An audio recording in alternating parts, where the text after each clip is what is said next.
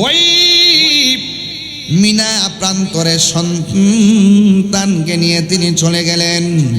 ওই মুহূর্তে যাওয়ার পর এবার সন্তানকে তার বাবা ডাক দিয়ে কয়, ইব্রাহিম আলাইহিস সালাম ইসমাইল আলাইহিস সালামকে ডাক দিয়ে কয়, ও বাবা, আমি এখানে এসেছি, এখানে তোমার জবাই করতে চাই, তুমি কি বলো? এবার সন্তান ডাক দিয়ে কই, বাবা, ও বাবা, আপনার একমাত্র সন্তান আমি, কেমনে চোখের দিকে তাকায়া আমাকে জবাই করবেন? কেমনে চোখের দিকে তাকাইয়া আমার গলার মধ্যে ছুরি চালাইবেন? চিৎকার মেরে কন্যা আল্লাহু আকবার। একদম নীরব হয়ে যান। এই কথাগুলো মহব্বতের সাথে শুনবেন, এটা সাধারণ না। ওই মুহূর্তে আকাশ কাঁপছিল, স্তব্ধ হয়ে গেছিল। বাবা আল্লাহকে রাজি করার জন্য সন্তানের গলায় ছুরি চালাবে, এটা সাধারণ কোনো খবর না রে। এবার সন্তানটা ডাক দিয়ে কয়, বাবা, আপনার সন্তানের চোখের দিকে তাকাই কেমনে আপনি আমার গলায় ছুরি চালাইবেন? আপনার ছুরিটা তো কাঁপবে গো আব্বা। এই জন্য আপনি আমাকে জবাই করার আগে, ও যুবক, ইন দি মিন টাইমে ওই মুহূর্তে আমার নবী, ওই মুহূর্তে ইব্রাহিম আলাইহিস সালাম ডাক দিয়া বলেন, বাবা কি করব?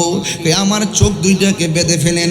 কয়ে কেন? কয়ে চোখে চোখে পড়লে মায়া লাগবে, চোখের মায়া সবচাইতে বড় মায়া। আপনি যদি আমার মায়ায় পড়ে যান, আমার আল্লাহ বেজার হয়ে যাবে। এই দিক দিয়ে আবার ডাক দিয়ে কয়ে, বাবা চোখ বাঁধলাম। এবার বলে আমার হাত দুইটা বাঁধেন, আমার পা দুইটা বেঁধে ফেলেন। কেন কেন? কই ছুরি যখন আমার গলায় চালাবেন, আমার হাত পা লড়লে ব্যাঘাত করতে পারি। এবার হাত বাঁধলেন, পা বাঁধলেন। বাঁধার পরে ফালাম্মা আসলামা ওয়া তাল্লাহু লিল জাবিন, বাবাও রাজি, ছেলেও রাজি।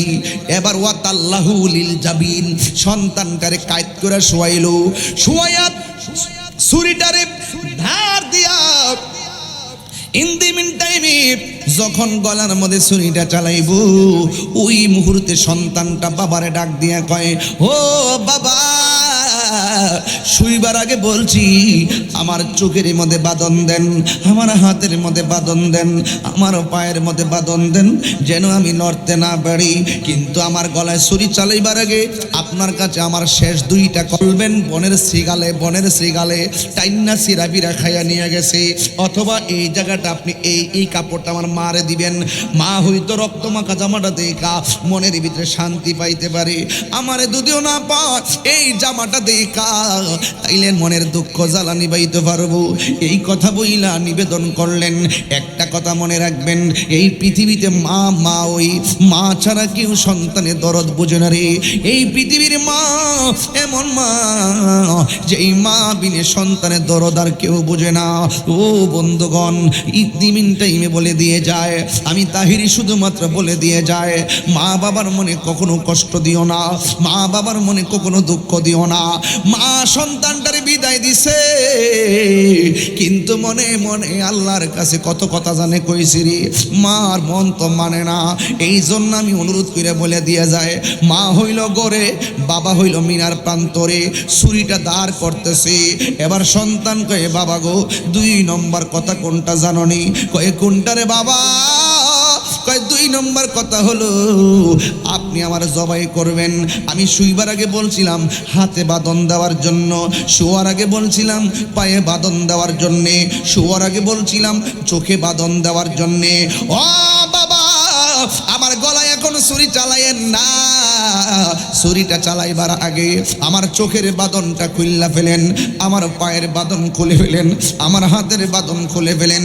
ইব্রাহিম আলাইহিস সালাম কই, ইসমাইল তুমি বলছিলা বাঁধার জন্য, আবার তুমি কেন খোলার জন্য বলতেছো? এবার ইব্রাহিম আলাইহিস সালামকে তার সন্তান ইসমাইল আলাইহিস সালাম ডাক দিয়া কয়, ও বাবা, আল্লাহকে সন্তুষ্টি করার জন্য আপনিও রাজি, আমিও রাজি। ফালাম্মা আসলামা, 2 জন রাজি হইয়া গেছে। ও বাবা, আপনি যদি আমাকে হাত পাও বান্দা জবাই করেন, পৃথিবীর সব মানুষ কিয়ামত পর্যন্ত বলবে ইসমাইল জবাহের মধ্যে রাজি ছিল না। ইব্রাহিম আলাইহিস সালাম সন্তানকে জোর কইরা বান্দা জবাই করছে। ও বাবা, আমার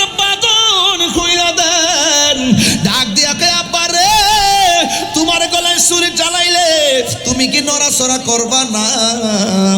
এবার সন্তান কয় সাতাজিদুনি ইনশাআল্লাহু মিনাস সাবিরিন।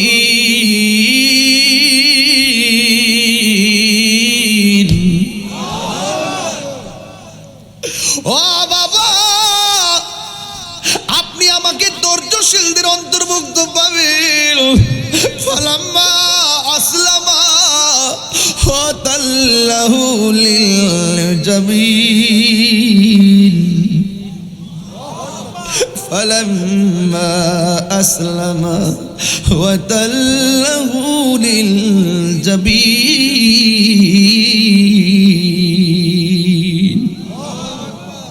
ফালাম্মা আসলামা ওয়া তাল্লাহু লিল জাবিন।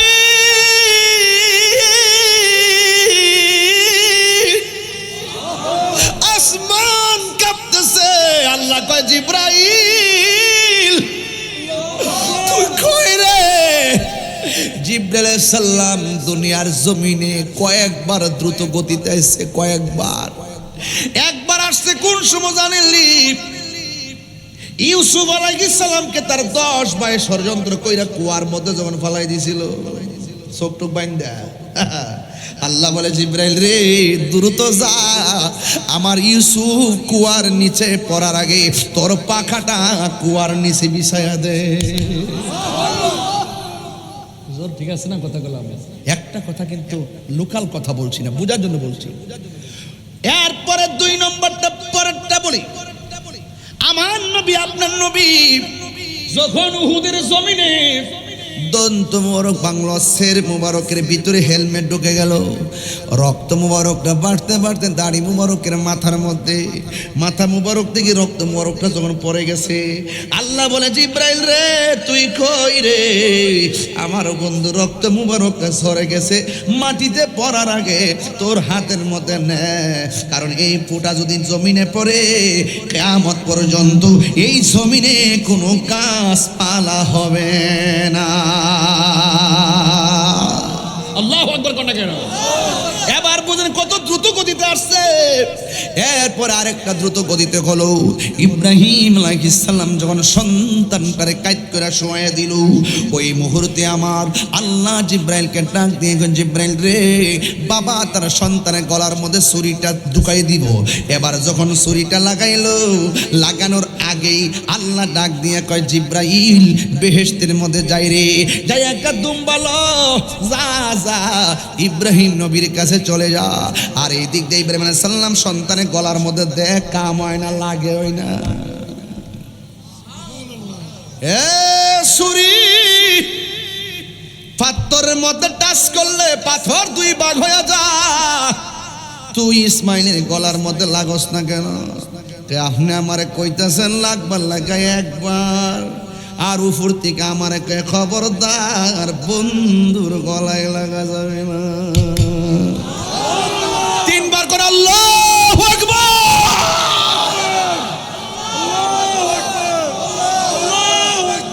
ইয়া রাসূলুল্লাহ বলেন, হায় রে ওই ইব্রাহিম আলাইহিস সালাম উপর থেকে নামতেছে, আল্লাহু আকবার, আল্লাহু আকবার, সুবহানাল্লাহ কোন কি লাগে? ইব্রাহিম আলাইহিস সালাম শূন্য কয় লা ইলাহা ইল্লাল্লাহু আল্লাহু আকবার। জিবরাইল আলাইহিস সালাম দুম্বলে আইতেছে, আল্লাহু আকবার, আল্লাহু আকবার, আল্লাহু আকবার। আর ইব্রাহিম নবী শূন্য কয় লা ইলাহা ইল্লাল্লাহু আল্লাহু আকবার। আর সন্তানটা ছুরির নিচে পড়ে কয় আল্লাহু আকবার, আল্লাহু আকবার, ওয়ালিল্লাহিল হামদ। এই যে 3টা মুখে 3টা কালাম, এটাই হলো কোরবানির আগে রে।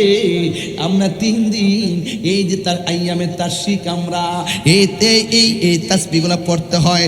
ঈদগার ময়দানে পড়া লাগে, যাওয়ার সময় পড়তে হয়। প্রতি ফরজ নামাজের পর পুরুষে জোরে জোরে পড়বে, মহিলারা আস্তে আস্তে পড়বে রে বাবা। সুবহানাল্লাহ করে রে। এই আওয়াজে মানি না, জোরে কন্যা মারহাবা। এই আওয়াজে মানি না, জোরে কন্যা আল্লাহু আকবার।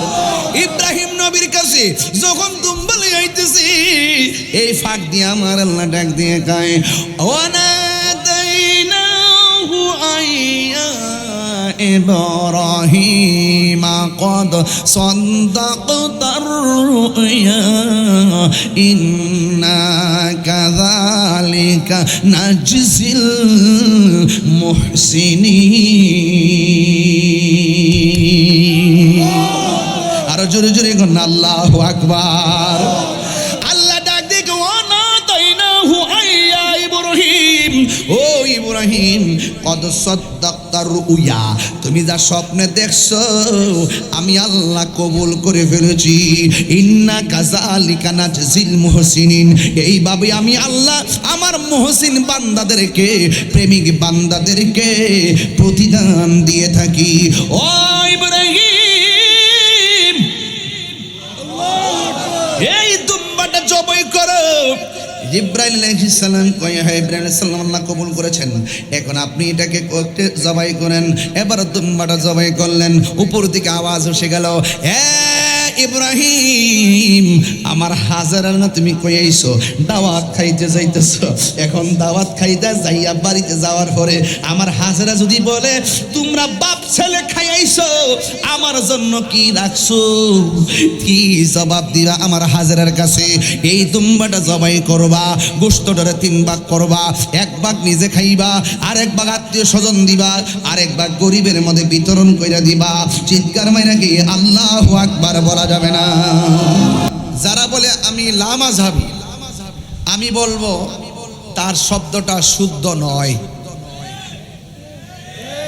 বলেন না শুদ্ধ যারা বলে আমি আহলে হাদিস আমি বলবো তার ভাষাটা শুদ্ধ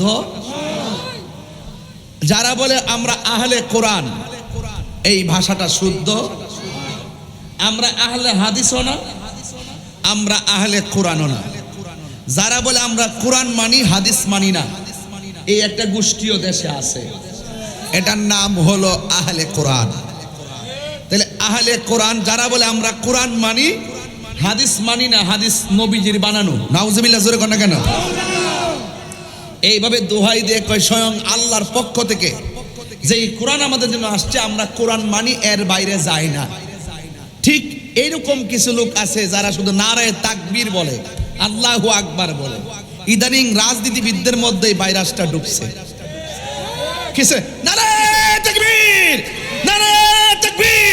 তোমার কিছু কয় না এই বীজ ঢুকছে আবার রাজনীতিবিদদের মধ্যে আরে বেটা নারায়ে রিসালাত না বললে তো বার নারায়ে তাকবীরের নারায়ে রিসালাতকে অস্বীকার করে ওই স্লোগানকে অস্বীকার করে তো আল্লাহু আকবার 1 কোটি বার বললে তো কাজ হবে না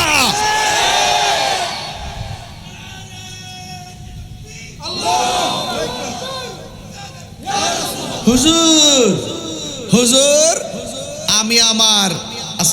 আমি আমার মাকে খুব সম্মান করি আব্বারে দেখতাম পারি না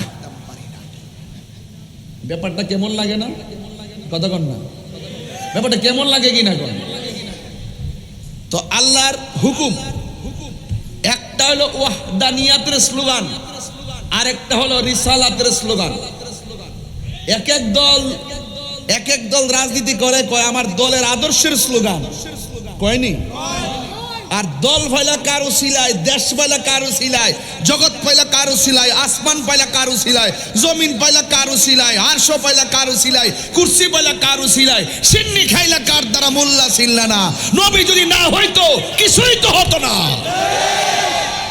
আর সেই নবীর স্লোগান দেওয়া যাবে না কি বলে কয়েক মসজিদের মধ্যে মেহরাবে লা ইলাহা ইল্লাল্লাহর পাশে মুহাম্মাদুর রাসূলুল্লাহ লেখা যাবে না এরপর আপনি তারে বলবেন মুসলমান শুনেন জেনারেল যারা আছেন তারা তো এত বিশদ ব্যাখ্যা বুঝে না মনে করছে মাথা জন টুপি আছে মাস তো নামাজ জন পড়ে ড্রেস ডুল সাদা দেখতে আল্লাহর ওলির মতো মনে করছে এরাই তো সুন্দর নামাজ টামাজ পড়ে হাফিজি মাদ্রাসা আছে অনেক কিছু আছে বোঝা যাইতেছে যে এরা আল্লাহর ওলি কিন্তু সাধারণ জেনারেল যারা তারা তার হাকিকত বুঝে না ওরা যা চোখে দেখে তাই বিশ্বাস করে কিন্তু ইসলামের যদি বিশদ ব্যাখ্যা আপনি না জানেন যারা নারায়ে তাকবীর আল্লাহু আকবার স্লোগান দিবে আর নারা রিসালাত ইয়া রাসূলুল্লাহ বলবে না, এটাকে ঘৃণা করবে, এই রিসালাতের স্লোগানের প্রতি বিদ্বেষ করবে, সে ইমানদার হবে দূরের কথা, মুসলমানই তো হতে পারে না।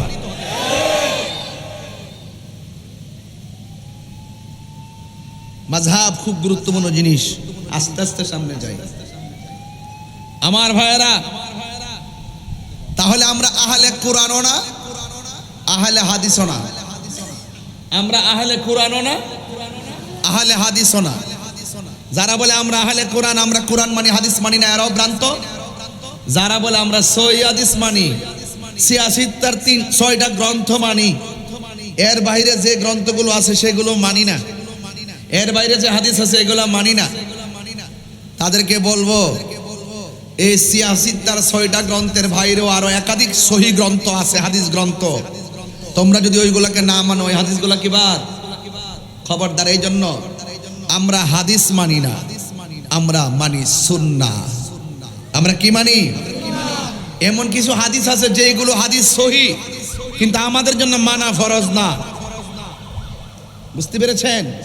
এই জন্য আল্লাহর হাবিব সাল্লাল্লাহু আলাইহি ওয়াসাল্লাম বলছেন, আলাইকুম বিসুন্নতি ওয়া সুন্নাতিল খুলাফায়ে রাশিদিন আল মাহদিয়িন। আমি নবীর পথ, আমার খুলাফায়ে রাশিদিনের পথ, হেদায়েতের পথ। বুঝতে পেরেছেন? এই জন্য আমার ভাইয়েরা, মাযহাব খুবই গুরুত্বপূর্ণ। মাযহাব অর্থ কি? মাযহাব অর্থ হলো পথ, মাযহাব অর্থ হলো রাস্তা। মাযহাব অর্থ কি? রাস্তা, পথ। আর তাকলিদ মানে হলো অনুসরণ। মাযহাবের পথকে অনুসরণ, মাযহাবু তাকলিদুন ওয়াজিবুন, মাযহাবকে অনুসরণ করা ওয়াজিব। ইসলামের মূল ভিত্তি হলো 4টা। একটা হলো কোরআন, 2 নম্বর হলো সুন্নাহ, 3 নম্বর হলো ইজমা, 4 নম্বর হলো কিয়াস। কোরআন, হাদিস, ইজমা, কিয়াস। বলেন কোরআন, বলতে হবে কোরআন, হাদিস, ইজমা, কিয়াস। এই 4টাই কিন্তু শরীয়তের দলিল। কোন ব্যাপারে যদি কোরআনুল কারীমের মধ্যে সুস্পষ্ট ব্যাখ্যা, বিশ্লেষণ, নস এর ভিত্তিতে যদি সমাধান পাওয়া না যায়, কোরআনের সমস্ত আয়াতের তাফসীর হলো আমার নবীর নূরানি জবান মুবারকের হাদিস মুবারক। তাইলে আপনি হাদিসের মধ্যে খুঁজতে হবে। এই হাদিসের মধ্যে যদি খুঁজতে গিয়ে যদি এলেমেলে লেগে যায়, তাহলে কি করতে হবে? সাহাবায়ে কেরাম ইজতিহাদ করেছেন, এদেরকে বলা হয় মুজতাহিদ। ওনারা এলেমের ব্যাপারে খুব পারদর্শী ছিল। কোরআন সুন্নাহর ব্যাখ্যা তারা জানতেন, কোন মাসআলাটা কিভাবে ইস্তেমবাত করতে হবে তারা সেটাও অবগত ছিলেন। এটার উপরে তারা একটা সমাধান বের করতেন, এটা হলো ইজমা। এটা কি? ইজমা সাহাবাদের আমলের। রহমাতুল্লাহ আলাই, ইমামে শাফি রহমাতুল্লাহ আলাই, ইমাম মালিক রহমাতুল্লাহ আলাই, ইমাম হাম্বল রহমাতুল্লাহ আলাই, সংক্ষিপ্তভাবে আহমদ ইবনে হাম্বল আমি সংক্ষিপ্ত বলি, হানাফি, শাফি, মালিকি, হাম্বলি, এই 4 জন প্রসিদ্ধ ইমাম। ওনারা কিন্তু এইগুলো বের করে আমাদের মাঝে সমাধান করে তুলে ধরেছেন। এখন প্রশ্ন হলো, আমরা যে এই কোরআন সুন্নাহর ব্যাখ্যা বিশ্লেষণগুলো যারা জানেন তাদের কাছ থেকে যে জেনে নেই, এটা কোরআনের ভিত্তিতে কতটুকু গ্রহণযোগ্য? আল্লাহ রাব্বুল আলামিন কোরআনে বলেছেন, ফাসআলু আহলা যিকরি ইন কুনতুম লা তা'লামুন। যদি তোমরা কোরআনের হাকিকত না জানো, হাদিসের হাকিকত যদি না জানো, যিনি জানে তার কাছে যাও। ওই যে আমি জানি না, আমি জানার জন্য কাহার কাছে যাব, সেটাই হলো মাযহাব। সেটাই কি? সঠিক পথ। এখন আমরা যে ইমামকে মানি, সেই ইমামকে আমরা মানি কিসের ভিত্তিতে? একজন ব্যক্তি হিসাবে মানি না। তিনি কোরআন সুন্নাহর আলোকে আমাদের মাঝে কোরআন সুন্নাহর বিশদ ব্যাখ্যা বিশ্লেষণ এমন ভাবে তুলে ধরেছেন যেগুলোর সাথে কোনো কোরআন সুন্নাহর সাংঘর্ষিক না, কোরআনের মধ্যে আল্লাহ বলেছেন আতিউল্লাহ ওয়া আতিউর রাসূলা ওয়া উলিল আমরি মিনকুম। আল্লাহ বলছেন তোমরা আমি আল্লাহর আনুগত্য করো, রাসূল পাকের অনুসরণ করো, ওয়া উলিল আমরি মিনকুম, আল্লাহর বন্ধু যারা, যারা হক, যারা খালেস, যারা জ্ঞানী, যারা আল্লাহকে নিয়ে গবেষণা করেন, যারা রাসূলুল্লাহকে নিয়ে গবেষণা করেন, যারা কোরআন সুন্নাহ নিয়ে গবেষণা করেন, আল্লাহকে রাজি করে, বান্দা থেকে বন্ধু হয়, তাদেরকে তোমরা অনুকরণ করো। তাহলে বোঝা গেল, আমি প্রথম বলছিলাম মাযহাব অর্থ পথ, তাকলিদ অর্থ অনুসরণ। তাইলে বোঝা গেল কোরআন সুন্নাহর জ্ঞান জানার জন্য যিনি জানেন তাকে অনুসরণ করা। যদি আমি না জানি, যিনি জানেন তার কাছে যাওয়া, তার কাছ থেকে জেনে নেওয়া। আমি তো অন্ধ, আমি তো জানি না, আমি তো বুঝি না, যিনি জানেন তার কাছে যাওয়ার নির্দেশনা। এটা একান্ত আমার সিদ্ধান্ত নয়, এটা আল্লাহ পাকের সিদ্ধান্ত। কথা বলেন ঠিক কিনা? আমি কথাগুলো সাধারণ সাবলীল এবং সাধু ভাষায়, ইজিলি ভাষায় আমি কথাগুলো আপনাদের সামনে তুলে ধরছি, যেন ছোট্ট বাচ্চাটাও বুঝতে পারে। কথা কি পরিষ্কার হচ্ছে কিনা? ইমামে আজম আবু হানিফা, আমরা যে বললাম মাযহাব কয়টা, বলে না কয়টা? 4টা মাযহাব। কথা বলেন ঠিক কিনা? মাযহাবের প্রয়োজনীয়তা কেন, আমি এই কথা বলে তারপর অন্যদিকে চলে যাব, কারণ এই বিষয়গুলো 30 মিনিটের বিষয়। আপনি মাযহাব যে বিষয় দিচ্ছেন, এই ওয়াজ হলো 30 থেকে 35 মিনিটের বিষয়। এর বাইরে এটা নিয়ে আলোচনা কত করা যাবে। এরপর আপনি যদি এক একটা দেন, বেতের দেন, তারাবি দেন, কেন কোনটা কিভাবে বড় মাসালাগুলো দেন, এটা হলো ভিন্ন একটা এজেন্ডা। আমি মাযহাবটা বোঝাচ্ছি। তাহলে এখন আমরা যে বললাম মাযহাব কয়টা, আপনারা মনোযোগ আছে? এই কথাগুলো বোঝার দরকার আছে। বলেন ইসলামের মূল ভিত্তি কয়টা? বলেন কোরআন, বলেন কোরআন, হাদিস, ইজমা, কিয়াস। কোরআন অস্বীকার করতে পারবেন, হাদিস অস্বীকার করতে পারবেন, ইজমা অস্বীকার করতে পারবেন, কিয়াস অস্বীকার করতে পারবেন। এগুলো শরীয়তের দলিল, অস্বীকার করার কোনো সুযোগ নাই। 2 নম্বর হলো কোরআন সুন্নাহর আলোকে যারা আমাদের সামনে বিশদ ব্যাখ্যা তুলে ধরে, কোরআনের একটি রূপরেখা আমাদের সামনে তুলে ধরেছেন, সেই প্রখ্যাত ইমামে আজম আবু হানিফা নুমান ইবনে সাবিত, ইমামে আজম আবু হানিফা রাহমাতুল্লাহ আলাইহি, তিনি যে আমরা যে 4টা মাযহাব উল্লেখ করেছি, এর মধ্যে 1 নম্বর হলো ইমামে আবু হানিফা রাহমাতুল্লাহ আলাইহি। আমরা কিন্তু হানাফি মাযহাবের অনুসারী। কথা বলেন ঠিক কিনা? একজন যদি বলে আমি 4 মাযহাবই মানি, এটা শুদ্ধ নয়। আপনি যে কোনো একটা মানতে হবে। 4 মাযহাব মানলে ইবাদতের মধ্যে গন্ডগোল লেগে যাবে। বুঝতে পেরেছেন? এবং 4 মাযহাবই হক। 4 মাযহাব কি হক, এরা কেউ কোনো বিপরীতে নয়। এই জন্য কেউ কেউ কোনো না কোনো মাযহাবকে অনুসরণ করতে হবে, তাইলে আপনি ইসলামের ফাউন্ডেশনটা পেয়ে যাবেন। বুঝতে পেরেছেন? তাইলে ইমামে আজম আবু হানিফা রহমাতুল্লাহ আলাইহি, তিনি যে আমাদের মাযহাবের ইমাম, তিনি কি হাদিসের বাইরে মতামত দিয়েছেন? তাইলে আসেন, তিনি অনেকে বলে আপনারা যে হানাফি মাযহাব করেন, হানাফি মাযহাব যদি বলে থাকেন আর আপনাদের ইমাম যদি আবু হানিফা রাহমাতুল্লাহ আলাইহি হয়, তাইলে আপনাদের মাযহাব হলো হানাফি, তাহলে ইমাম আবু হানিফার মাযহাব ছিল কি? এইরকম একটা প্রশ্ন করে, মনে হয় যেন আমরা এটা আবিষ্কার করছি। না, এই কথাটা আমরা ইমামে আজম আবু হানিফা রাহমাতুল্লাহ আলাইহির জবান মুবারক থেকে শুনবো। তিনি নিজের জবান মুবারকে বলছে, ইজা সহহাল হাদিসু ফাহুয়া মাযহাবি। যখন সহি হাদিস পাওয়া যাবে, হাদিসটা যখন সহি হবে, হাদিসটা যখন কি হবে? সহি হবে, ফাহুয়া মাযহাবি, এটাই হলো আমার মাযহাব। চিৎকার মেরে কন্যা সুবহানাল্লাহ। কি কথা কি পরিষ্কার হয়েছে? তাহলে ইমাম আবু হানিফা রাহমাতুল্লাহ আলাইহির মাযহাব হাদিস, যে হাদিসগুলো সহি, যে হাদিসের মানদণ্ড ওকে, তিনি হাদিসের বিশ্লেষণ বুঝতেন। তিনি আল্লাহকে একাধিকবার স্বপ্ন দেখেছেন। যার চোখ থেকে আল্লাহ গোপন নাই, তিনি কি সাধারণ আপনার মতো আর আমার মতো মানুষ নাকি? তিনি এত এলেমের অধিকারী ছিলেন। বলছে ইজা সহাল হাদিসু ফাহুয়া মাযহাবি, যে যখন হাদিসটা সহি হবে এটাই হলো আমার মাযহাব। এখন কথা হলো, হাদিস সহি হলে এটাই হলো আমার মাযহাব। এখন পেশটা কোথায়? এখন আসেন, পেশটা কোন জায়গায় লাগে দেখেন। এখন প্রশ্ন হলো, আল্লাহ পাক রব্বুল আলামিন কোরআনুল কারীমের মধ্যে বলেছেন ফাগসিলু ফুজুহাকুম ওয়া আইদিয়াকুম ইলাল মারাফিকি ওয়ামসাহু রুউসাকুম ওয়া আরজুলাকুম ইলাল কাবাইন। আল্লাহ রাব্বুল আলামিন বলছেন, যখন তোমরা ওযু করবে, হে ঈমানদারগণ, তোমরা যখন ওযু করবে, ওযু করার সময় মুখমণ্ডল ধৌত করো, হাতের কনুই পর্যন্ত ধৌত করো। মাযহাবটা কেন দরকার বাবা না লক্ষ্মী? আমি কিন্তু এই ওয়াজগুলো করি না, আমি কিন্তু এই ওয়াজে অভ্যস্ত না। আমার ওয়াজ হইলো বিভিন্ন ঘটনা বলি, শান টান বইলা জায়গায়। অনেকে আবার ধারণা করতে পারে যে হুজুর মনে হয়, হুজুর স্টাইল মনে হয় ওয়াজই করে, ঘটনা গজল টজল হয়ে না।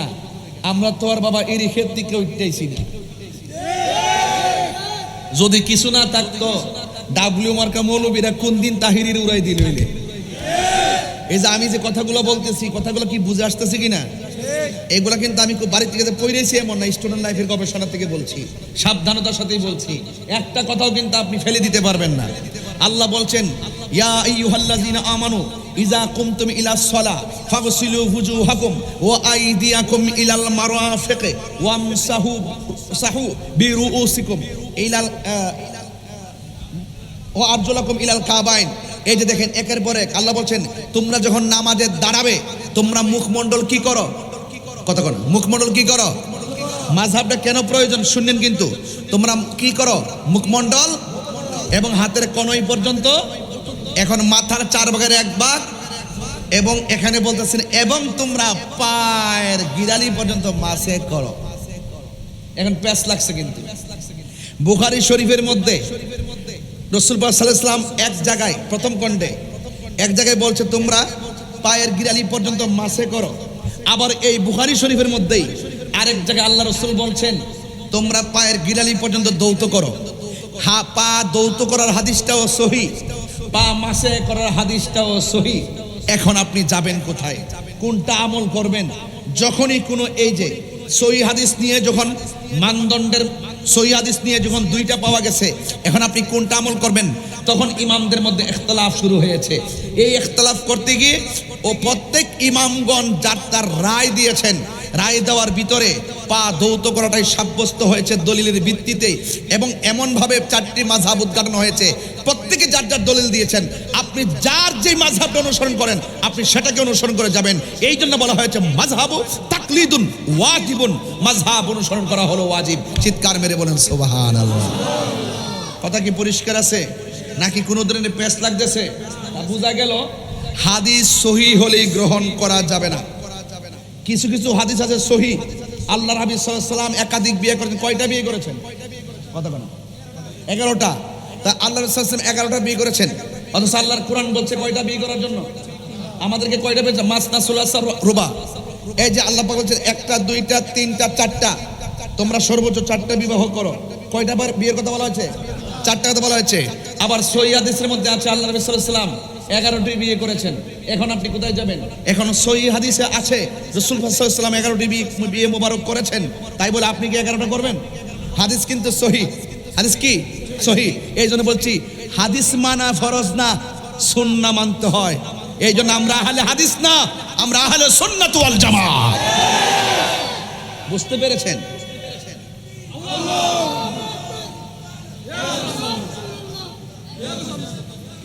আমার ভাইয়েরা, খাইবার বিজয় থেকে ফেরার পথে আল্লাহর হাবিব সাল্লাল্লাহু আলাইহি ওয়াসাল্লাম সাহাবায়ে কেরামদেরকে বললেন, তোমরা ওই জায়গায় পৌঁছার আগে মাগরিবের নামাজ পড়িও না। কিসের নামাজ পড়িও না? মাগরিব অথবা আসর, এই হাদিসটি আছে।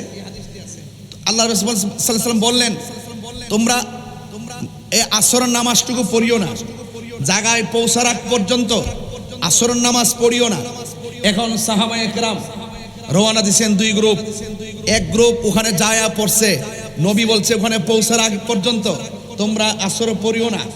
আর এই দিকটা সাহাবায়ে কেরাম আরেক গ্রুপ বলতেছে রাসূল পড়িও না বলছে, নামাজের সময় তো চলে যাচ্ছে, ওখানে গিয়ে পৌঁছতে পৌঁছতে তো নামাজের সময় চলে যাবে, এখন টাইম মতো নামাজ পড়তে হবে। এখন সাহাবায়ে কেরাম অর্ধেক রাস্তায় নামাজ পড়ে ফেলছে। এখন আপনি কোন দিকে যাবেন? এক সাহাবী দল অর্ধেক রাস্তায় নামাজ পড়ে ফেলছে, আর এক সাহাবায়ে কেরাম ওখানে গিয়ে পৌঁছার পরে নামাজ কাজা পড়েছে। এখন আপনি কি করবেন? সেই জন্য আপনাকে কোনটা আমল করবেন? তাইলে বোঝা গেল সাহাবায়ে কেরাম রাসূল সাল্লাল্লাহু আলাইহি ওয়াসাল্লামের কথাটাকে তাবিলের মাধ্যমে, তাশরিহের মাধ্যমে, দালাইলের মাধ্যমে অ্যাকসেপ্ট করে তারা তাদের মতো করে তাদের যে নামাজ সংক্রান্ত যে মতামত এটা প্রদান করেছে। যেহেতু রাসূলুল্লাহকে অনুসরণ করা আমাদের জন্য কর্তব্য, এই জন্য তাইলে বোঝা গেল সাহাবায়ে কেরামদের মধ্যে কোনো সময় রাসূলুল্লাহ সাল্লাল্লাহু আলাইহি ওয়াসাল্লামের হাদিস বুঝার ক্ষেত্রে অনেক সময় দুই ভাগ হয়ে যেত। বুঝতে পেরেছেন? তাই বলে কোনো সাহাবীকে মন্দ বলার সুযোগ নাই। কারণ কেন সুযোগ নাই? কারণ এই জন্য সুযোগ নাই, কারণ সাহাবায়ে কেরাম হলো আকাশের নক্ষত্র তুল্য। চিৎকার মেরে বলেন সুবহানাল্লাহ। বুঝতে পেরেছেন কিনা আমার কথা? এই জন্য অনুরোধ করে বলবো, আজকে যারা রমজান মাস আসলে দেখবেন এক শ্রেণীর মানুষ আপনার এলাকায় প্রবেশ করবে, এলাকায় প্রবেশ করে দেখবেন কিভাবে ফতোয়া দেওয়া শুরু করবে। কয় তারাবির নামাজ 8 রাকাত। আপনার এলাকায় মনে এই গ্রুপটা নাই? হ্যাঁ, আছে কি না? আছে কি না? তাদেরকে কারা কারা চিনেন একটু হাত তুলে না দেখি না। চিনেননি তাদেরকে? 2 হাত সোজা করেন। এমন 8 রাকাত পড়েন না লোক আছে না নাই? আরো জোরে বলেন, আছে না নাই? আছে। এরা দেখবেন রমজান মাসে বের হবে। এখন কিন্তু আর তাদেরকে খুঁজে পাওয়া যাবে না। এখন তাদেরকে খুঁজে পাওয়া যাবে না। এখন আপনারা একটু বলুন তো, পটিয়ার মানুষ, তারাবির নামাজ কি 8 না 20? এদিকে আওয়াজ কম হয়েছে, এদিকে কম হয়েছে। তারাবি কি 8 না 20? এখন 20 কি নবীজি পড়ছে? কথা কথা। আরে নবী 20 রাকাতও পড়ছে, আবার 36 রাকাতও পড়ছে। নবীজি অনেকভাবে অনেকবার পড়ছে। এখন প্রশ্ন হলো 20 হলো কেন? কি 20 হলো কেন?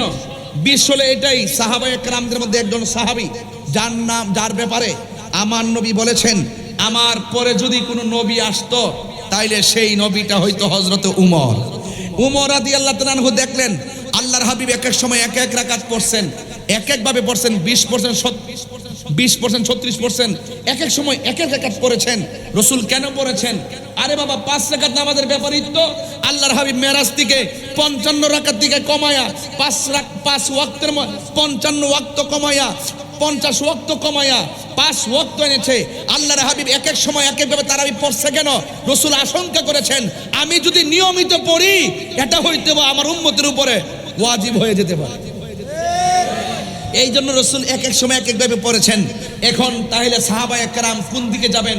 সাহাবায়ে কেরামের মধ্যে একজন সাহাবী হযরতে উমর ফারুক রাদিয়াল্লাহু তাআলা আনহু, তিনি 20 রাকাত তারাবির জামাত সহকারে পড়লেন।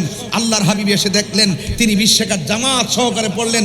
তখন আল্লাহর হাবিব সাল্লাল্লাহু আলাইহি ওয়াসাল্লাম বললেন, হে উমর, তুমি কতই না সুন্দর রীতি চালু করেছো। রাসূল এটাকে সমর্থন দিয়েছেন। এটার উপরেই উমর রাদিয়াল্লাহু তাআলা নামাজ পড়েছেন, রাসূল এটাকে সমর্থন এবং পছন্দ করেছেন। অন্যান্য সাহাবায়ে কেরাম একমত হয়েছেন। এটার নামই হলো ইজমা। সাহাবায়ে কেরামের মাধ্যমে যে ইজমা হয়েছে, ইজমাকে অনুসরণ করা উম্মতে মুহাম্মাদের জন্য কর্তব্য। কথা বলেন ঠিক কিনা?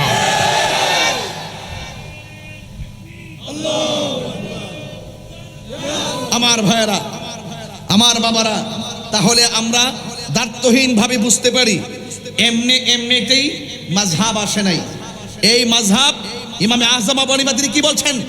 ইজা সাহহাল হাদিসু ফাহুয়া মাযহাবি। যখন হাদিসটা সহিহ হবে এটাই হবে আমার মাযহাব। আবার হাদিস যখন সহি দুইটাই সহি, কোন দিকে যাব এটার সমাধান করার জন্য ইমামগণ ব্যাখ্যা বিশ্লেষণের মাধ্যমে আমাদের উপরে পরিষ্কার একটি নেম প্লেট তুলে দিয়েছেন, যে নেম প্লেটটি হলো হেদায়েতের একটি সোপান। এই জন্য আপনারা মাযহাব থেকে দূরে সরে যাওয়ার কোনো সুযোগ। এই পর্যন্ত আমার ওয়াজ বুঝছেন কি বোঝেন নাই? এই পর্যন্ত বোঝা গিয়েছে কি বোঝা যায় নাই? আমার যুবক ভাইয়েরা, ইয়াউমা কুল্লা ইয়াউমা নাদউ কুল্লা খুরুহ ইয়াউমা নাদউ কুল্লা উনাসিম বি ইমামিহিম। সুবহানাল্লাহ জোরে কয় না? আর জোরে কয় না সুবহানাল্লাহ? হাসর ময়দানে আল্লাহ পাক রব্বুল আলামিন প্রত্যেকের কাফেলাকে ডাক দিবে যার যার ইমামের নাম ধরে। জোরে কয় না সুবহানাল্লাহ? তাইলে ইমামের কথা আছে তো। এগুলোর ব্যাখ্যা বিশ্লেষণে হয়তো আমি এখন গেলাম না, তবে এতটুকু বলবো, ফিতনা ফসাদে আমরা কাহারও কথা কান দিব না। আমাদের আকাবের গুলো যেইভাবে আমাদেরকে, এগুলো কিন্তু আমাদের হুজুররা ঘরে বসে বসে ক্লাসে বসে বসে মূল থিম দিয়ে দিত, মূল মূল নলেজটা ঢুকাই দিত, যে এই নলেজটা 80 বছর পর এটা মাথায় থাকবে। এইভাবে মূল কিছু কথা বলে দিতেন। এই জন্য হয়তো আমি আপনাদের সামনে সেই কথাগুলো তুলে ধরছি, আপনাদের স্টুডেন্ট যারা ছাত্র আছেন তাদেরকে বেসিক নলেজটা দেওয়ার জন্য। আপনারা বলুন, মাযহাব মানার দরকার আছে না নাই? আবার যারা বলে আমরা মাযহাব মানি না, হ্যাঁ, এরাই কিন্তু আবার শায়েখ পূজারি। কি পূজারি? শায়েখ পূজারি। আমরা শায়েখে কইছে, আর শায়েখের হাড়ির মধ্যে কুত্তায় মুখ দিছে। আলিফের নামে কুতুব জানে না, খালি আহলে হাদিস নাম লাগাইতে পারলে লামাযাবি লাগাই, ওই নামের আগে শুধু দিয়া দে শায়েখ, নামের আগে কি দিয়া দে? এই সমস্ত লামাযাবি আহলে হাদিসদের শায়েখের যে গুরুত্ব ছিল, এই শায়েখের গুরুত্বের হাড়ি আছে একটা, হাড়ির মধ্যে কুত্তায় মুখ দিছে। এই জন্য এদের মুখের কথাতে কোনো রস নাই, আর কথার মধ্যে কোনো দলিলও নাই, আছে শুধুমাত্র ইসরাইলের দালালি করা। কথা বলেন ঠিক কিনা?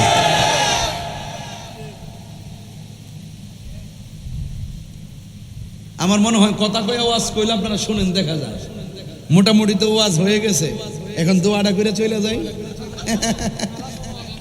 বলেন মারহাবাগন। 30 মিনিট হয়েছে তো, মারহাবাগন। এই যে দেখেন একদম 30 মিনিট শেষ হয়ে গেছে, শুধুমাত্র মাযহাবটা বুঝাইতে যাইয়া। আমি যদি সুর দিয়া বলতাম এগুলো অনেক টাইম লম্বা হইতো। এরপরে বলবো তারাবিকে 8 না 20? এটা কিসের ভিত্তিতে হয়েছে? এজমা। এটা কিসের ভিত্তিতে হয়েছে? এজমা। সাহাবায়ে কেরাম এই বিষয়ের উপরে কি দ্বিমত না একমত?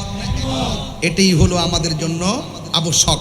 তাইলে কোরআন, হাদিস, এজমা, কিয়াস। আমি হাদিস বলি না, আমি বলি সুন্নাহ। কোরআন, সুন্নাহ, এজমা, কিয়াস। কোরআন, সুন্নাহ, এজমা, কিয়াস। এই জন্য আমরা এগুলো কিন্তু শরীয়তের দলিল, আমরা কখনো এটাকে অস্বীকার করতে পারবো না। এবার আসুন, এই মাসটা চলতেছে এমন একটি মাস, যে মাসের ভিতর দেখবেন ওই লামাযাবিরা এসে ডেলিভারি দিব, কইব যে মহিলারা যদি মাসিক হয়, কাপড় চোপড় যদি অপবিত্র হয়, অপবিত্র কাপড় নিয়েও ঈদগায় গিয়ে যেতে হবে। এই মৌলবীরাই বলবে, এই মৌলবীরাই বলবে। হ্যাঁ, হাদিস শরীফে আছে, নবীজি বলছেন শিশু বাচ্চারা, মহিলারা ঈদগাহ যাওয়ার জন্য। অথচ ইমামগণ এটা সুন্দর ফায়সালা করে গেছেন কিভাবে কখন কোথায় যেতে হবে। আগে যেতে পারতো মহিলারা মসজিদে, এখন যেতে পারবে না কেন? এটার উপরে বড় ধরনের কি হয়ে গেছে?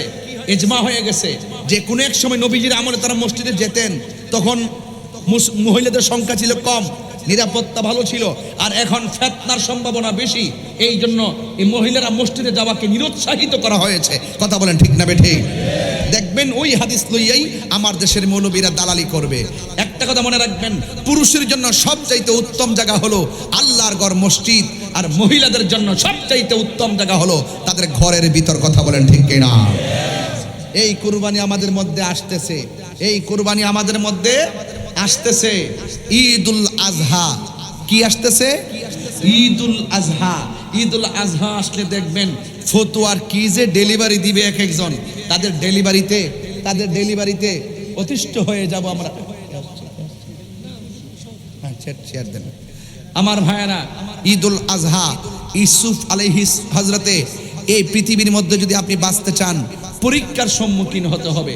পরীক্ষা ছাড়া কিন্তু আপনি কামিয়াব হতে পারবেন না। আল্লাহ বলছেন, আমি আল্লাহ তোমাদেরকে পরীক্ষা করব, ভয় দিয়ে পরীক্ষা করব, ক্ষুধা দিয়ে পরীক্ষা করব, আমি তোমাদেরকে রোগ বিমার দিয়ে পরীক্ষা করব, আমি তোমাদেরকে রোগ বিমার দিয়ে পরীক্ষা করব, আমি তোমাদেরকে তোমাদের মাল নুকসান দিয়ে পরীক্ষা করব। ইত্যাদি পরীক্ষার মধ্যে যদি তোমরা যদি কি হতে পারো, ধৈর্য ধারণ করে থাকতে পারো, তবে তোমাদের জন্য রয়েছে জান্নাতের শুভ সংবাদ। কথা বলেন ঠিক না বেঠিক? এই জন্য এই কুরবানি, স্বর্ণ কুরবানি ঈদকে সামনে রেখে মাযহাবের আলোকে কিছু মাসআলাগুলো এই ঈদ উপলক্ষে কিছু কথা আছে, এইগুলো আমি ভিতরে ঢুকিয়ে গঠনমূলক কিছু দিক নির্দেশনা দিয়ে যাব। আপনারা বলুন তো দেখি, কুরবানি করব কার নৈকট্য লাভের জন্য? আরো বড় করে, কার নৈকট্য লাভের জন্য? আল্লাহ আল্লাহ নৈকট্য লাভের জন্য। আরে বাবা, ঘরের বা কিংবা বনের পশু নয়, নিজের ভিতরে যে রিয়া আছে ওই রিয়াকে কুরবানি করতে হবে, অহংকারকে দাফন করতে হবে, হিংসাকে দাফন করতে হবে। আমার দেশে লামাযহাবিরা এমনভাবে কথা কয় গুমটা লাগাইয়া, মনে হয় যেন সাহাবায়ে কেরামের আমলও তাদের কাছে ফেল। এটা হাদিস শরীফের মধ্যে আছে। পৃথিবীতে এমন একটা সময় আসবে তাদের এবাদত দেখলে মনে হইব সাহাবায়ে কেরামের এবাদত ফেল। মূলত কিন্তু এদের এবাদত কোনো কাজে আসবে না। আমিনাতুন নাসিবাতুন তাসলা নারান হামিয়া, গাট্টি গাট্টি পরিমাণ আমল করার পরও দুজুকের মধ্যে যেতে হবে একমাত্র অহংকার এবং লৌকিকতা থাকার কারণে। কথা বলেন ঠিক কিনা? আমার ভাইয়েরা, এবার আসেন পরীক্ষা কি জিনিস।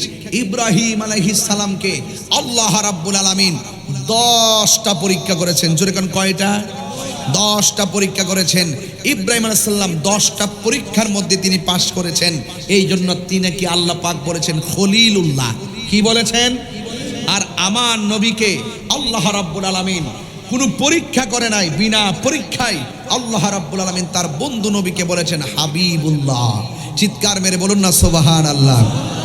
এই জন্য ইব্রাহিম আলাইহিস সালামকে পরীক্ষা দিতে করতে একবারে শেষ বয়সের সময় আল্লাহ পাক রব্বুল আলামিনের কাছে বলেছিলেন, হে আল্লাহ, তুমি আমাকে পুণ্যবান একটি সন্তান দাও।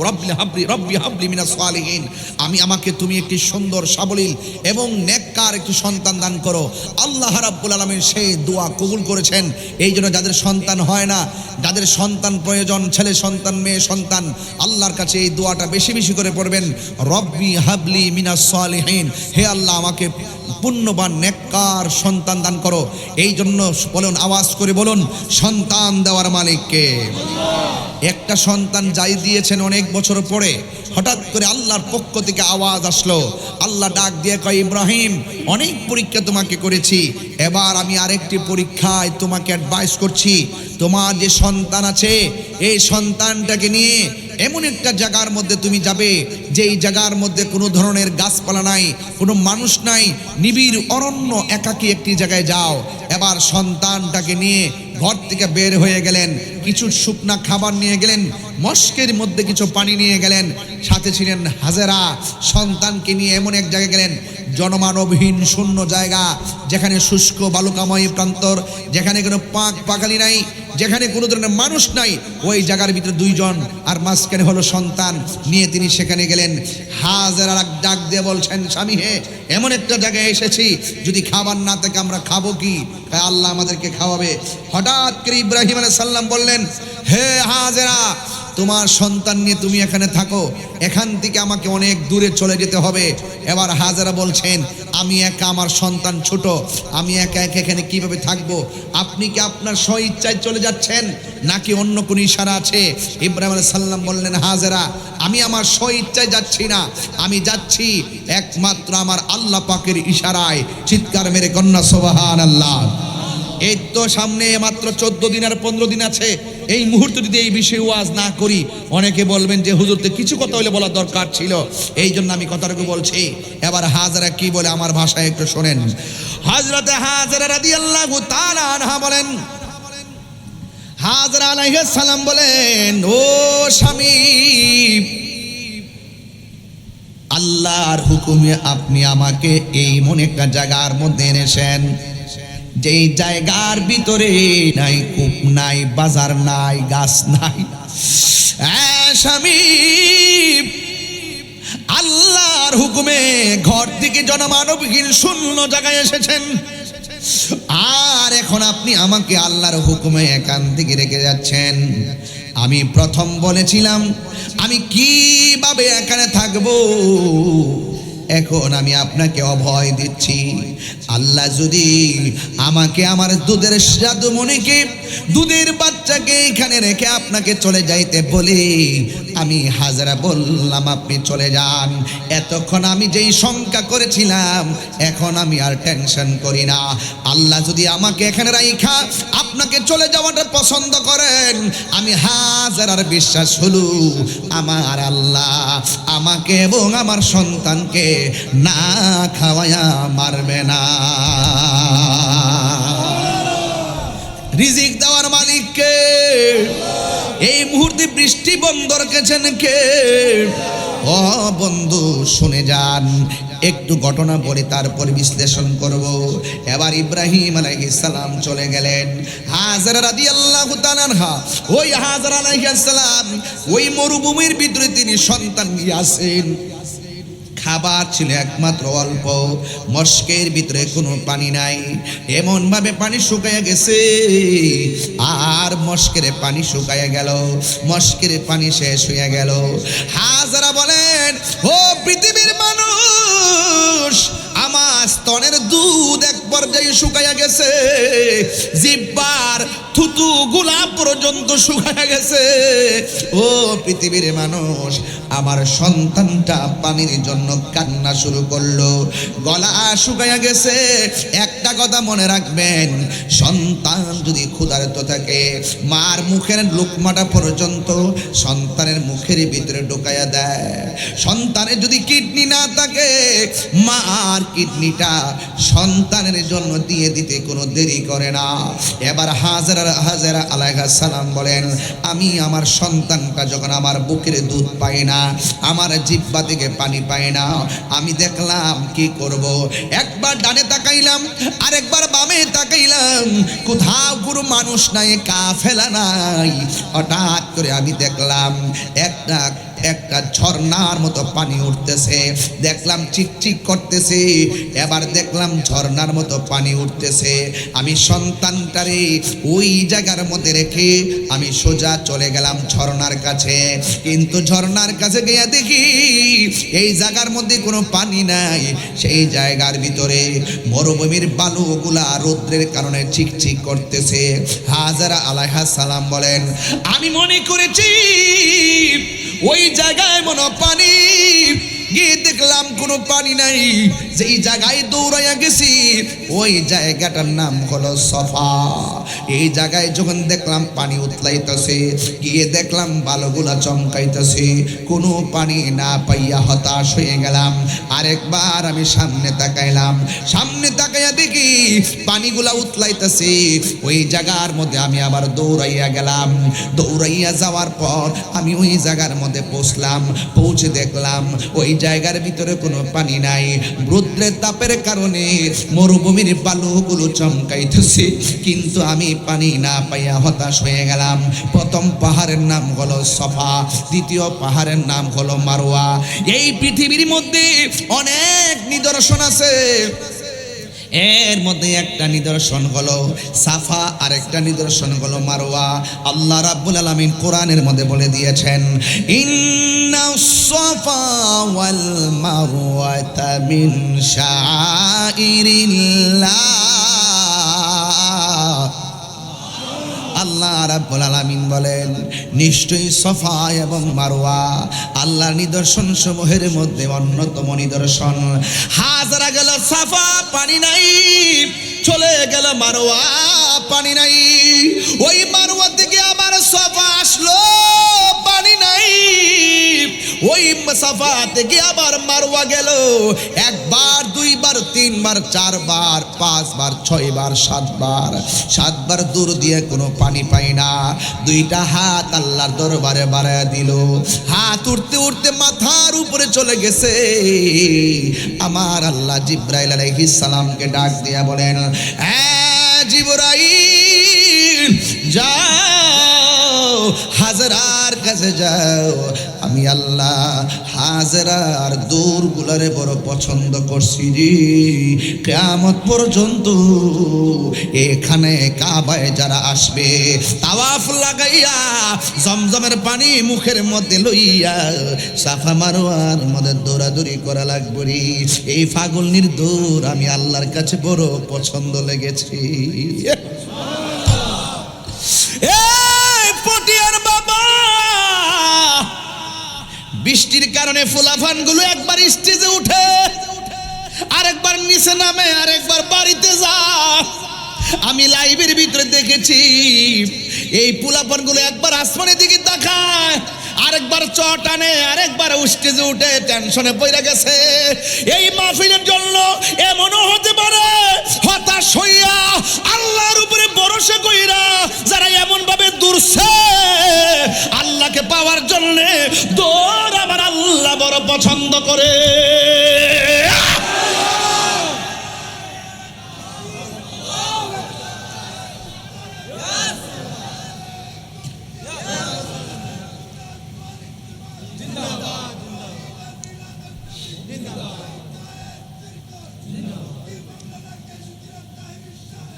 আল্লাহ ডাক দিয়া কয় জিবরাইল, ও জিবরাইল যাও আমার হাজারের কাছে যাও, যায়া বলো তার সন্তানের কাছে চলে যাওয়ার জন্যে।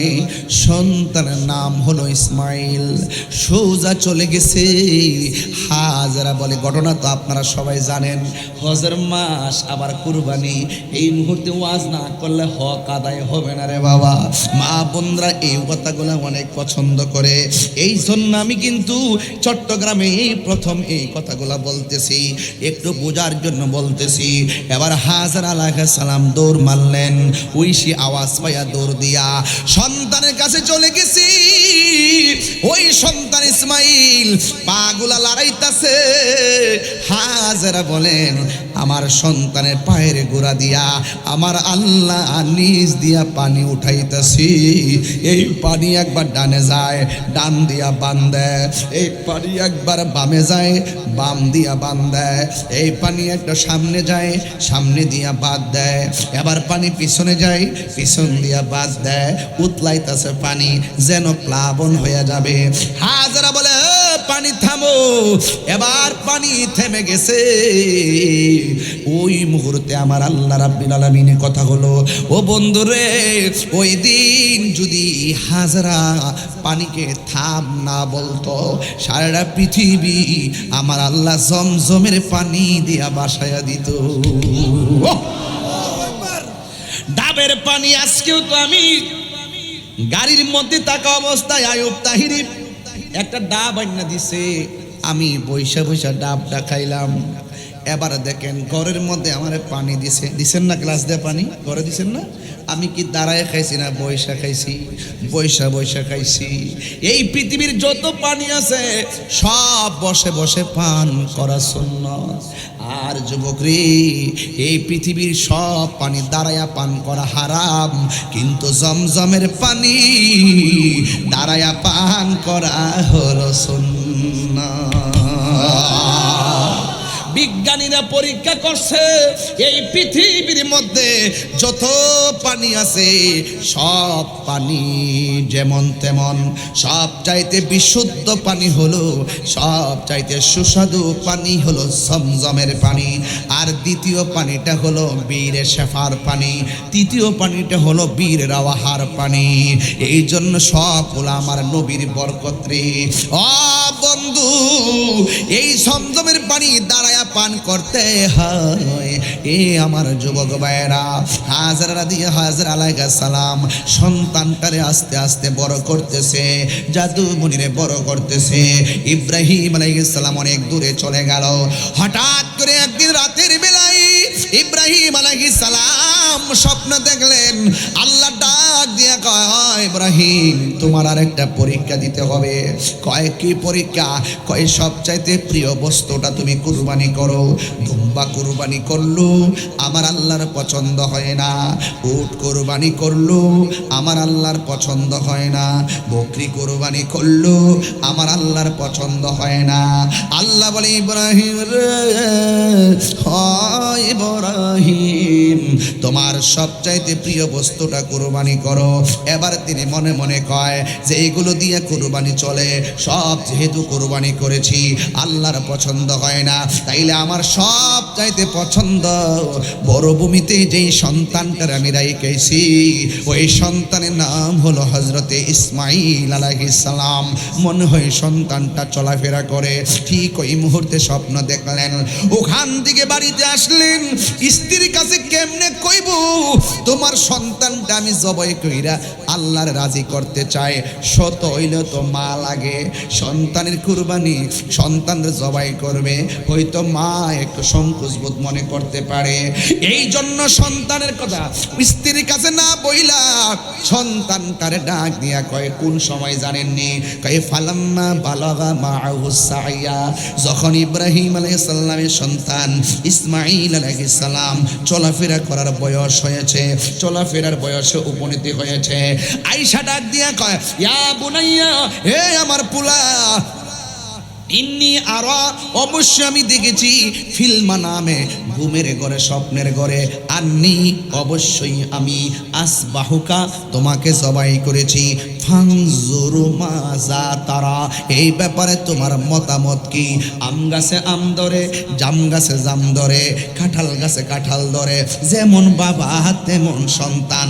যেই সন্তানের পায়ের গুড়া দিয়া জমজমের পানি উঠে, এই সন্তানটা কি সাধারণ সন্তান নাকি রে?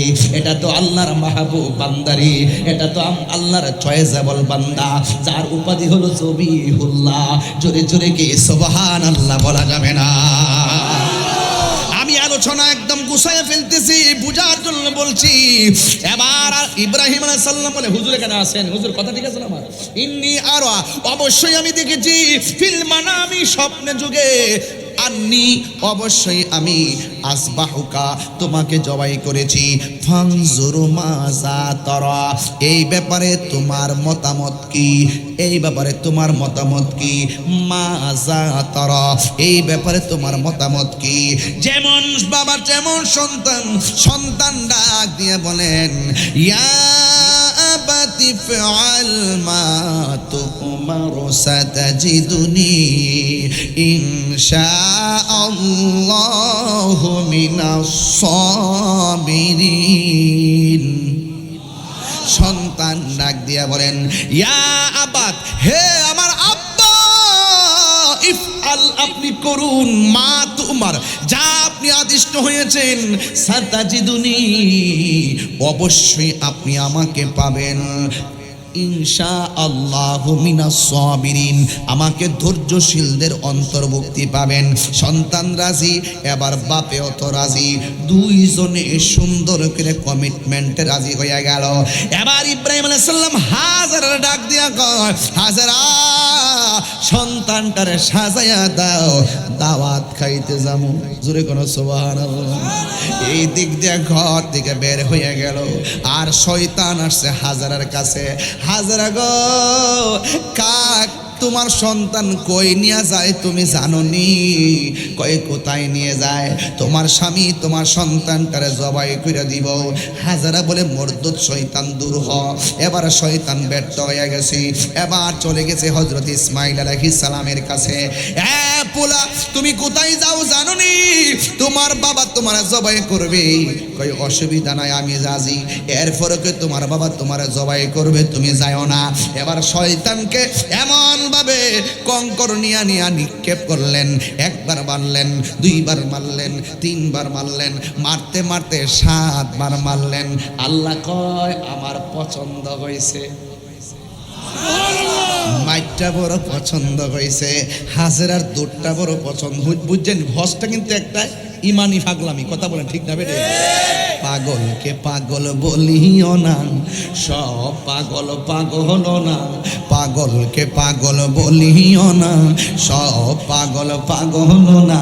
কিছু পাগলে মন আছে, যারা আল্লাহ নবীর প্রেমে দেওয়ানা, যারা আল্লাহ নবীর প্রেমে দেওয়ানা। জোরে জোরে কি আল্লাহু আকবার বলা যাবে না? হায় রে ও পটিয়ার বাবা, ও কালারপুরের বন্ধু, পশ্চিম থানা মহিরার বাবা, কি দিয়া ওয়াজ বুঝাইতাম। আল্লাহ কয় বড় পছন্দ হইছে, কয় কিয়ামত পর্যন্ত ওহো জানে वाले हाजी, जब जाओ तुम मदीना, दरबारे मुस्तफा में मेरा सलाम कहना। सुभान अल्लाह कहना रे। वो जाने वाले हाजी जब चाहो तुम मदीना, जब चाहो तुम मदीना, दरबारे मुस्तफा में मेरा सलाम कहना। হোসে যাইবা আমি আমার আম্মারে নিয়ে গেছিলাম ওয়াজে উমরায়। যখন গেছিলাম ওই জায়গাতে আম্মা এখন বড় ফাত্তর লইয়া লইয়া যে পিডি ডায়াবেটিস কারণে লড়তে পারে না, হাডুর মধ্যে বেদনা, এই জায়গার মধ্যে যাইয়া কংক্রিট লইয়া লইয়া দৌড় মাইরা মাইরা একটা ইডা মারে। এবার কিছুক্ষণ পরে কই ফাত্তর তো না, এই মন্ডাল জুতা দিয়া ইডা মারতাম শয়তানের কপাল।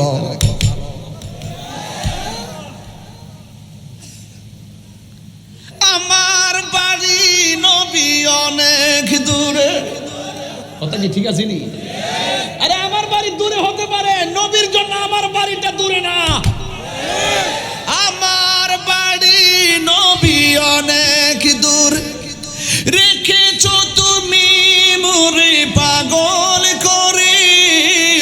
আমার বাড়ি নবী অনেক, আহা রেখেছো তুমি মোরে পাগল করে। হৃদয় দিয়ে ডাকি অকাতরে, জানি না কবে করব কদম বুঝি। ও মায়ার নবী গো, ও প্রিয় নবী গো, বলো ও মায়ার নবী গো, ও প্রিয় নবী গো। জোরে জোরে কি আল্লাহু আকবার বলা যাবে না? আমার আশিকি ভাই কি করে জানেননি? কইতাম নি আমি কবে যাব রোজার কিনারে। ওই দিন আমি ফোন দিছিলাম, কইছি ভাই এবার কোন গজলটা লিখবেন, তাকদা লিখকে আনেন, শূন্য মনটা জ্বালাটা নিবাইতাম। আমি কবে যাব রোজার কিনারে। যাইতে চান কারা কারা হাত তুলে না গেলে একটু হাত লড়াই কন। আমি কবে যাব রোজার কিনারে, রোজার পাশে গিয়ে আমি, রোজার পাশে গিয়ে আমি দেখিব নয়নে ভরে। আমি কবে যাব রোজার কিনারে, বলে না আমি কবে কিনারে। আমার আশিকে ভাই নীরবে কয়, রাত্রি যখন শুইতে যাই নবীকে খোঁজে বেড়াই। রাত্রি যখন শুইতে যাই নবীকে খোঁজে বেড়াই। চোখের জলে বুক ভাসে নবীর দিদারের আশায়। কবে যাব সোনার মদিনায়, কবে যাব সোনার মদিনায়। জোরে জোরে কে আল্লাহু আকবার বলা যাবে না? পৃথিবীর প্রথম গোর কোরআনেতে বাঁকা, বন্ধুর নামের মিম দ্বারা করেছো মাক্কা। আল্লাহ আল্লাহ আল্লাহ আল্লাহ আল্লাহ লা ইলাহা ইল্লাল্লাহ। যেথায় লক্ষ কোটি হাজিদের মিলনে মেলা, লাব্বাইক লাব্বাইক বলে লা শারিকা লাহ। যেথায় লক্ষ কোটি হাজিদের প্রেম মেলা, লাব্বাইক লাব্বাইক বলে লা শারিকা লাহ আল্লাহু আল্লাহ আল্লাহু আল্লাহু আল্লাহু আল্লাহ বলুন আল্লাহু আল্লাহু আল্লাহ আল্লাহু আল্লাহু লা ইলাহা ইল্লাল্লাহ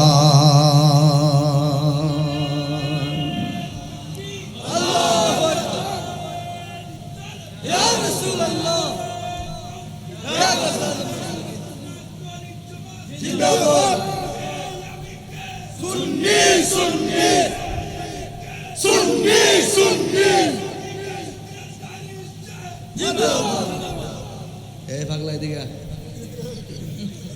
বিনা পুঁজিতে ব্যবসা হয়ে যা পাগলা মাল দল লাগতো না হয়ে যা এখন তো কেন তাড়াতাড়ি তাড়াতাড়ি আইতেছে দেখো আমার হাসি দেয় বেটা পাগলা মারহাবা জোরে কোনা কি লাগে আচ্ছা আপনারা কি আমার প্রতি কি রাগ করতেছেন নাকি আবার আমার কথাগুলো প্রাসঙ্গিক কিনা মানে মিলছে কিনা দরকার আছে কিনা কোনা কেন আমরাও প্রয়োজন আল্লাহকে রাজি করার জন্য জিহাদের ময়দানে গলা থেকে রক্ত জড়াইতে রাজি আছি না নাই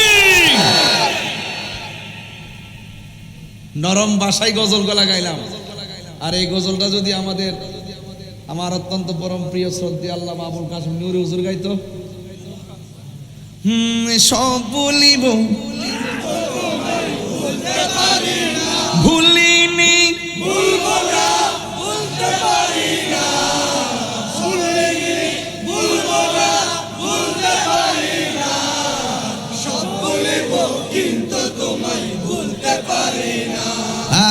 সব বলিব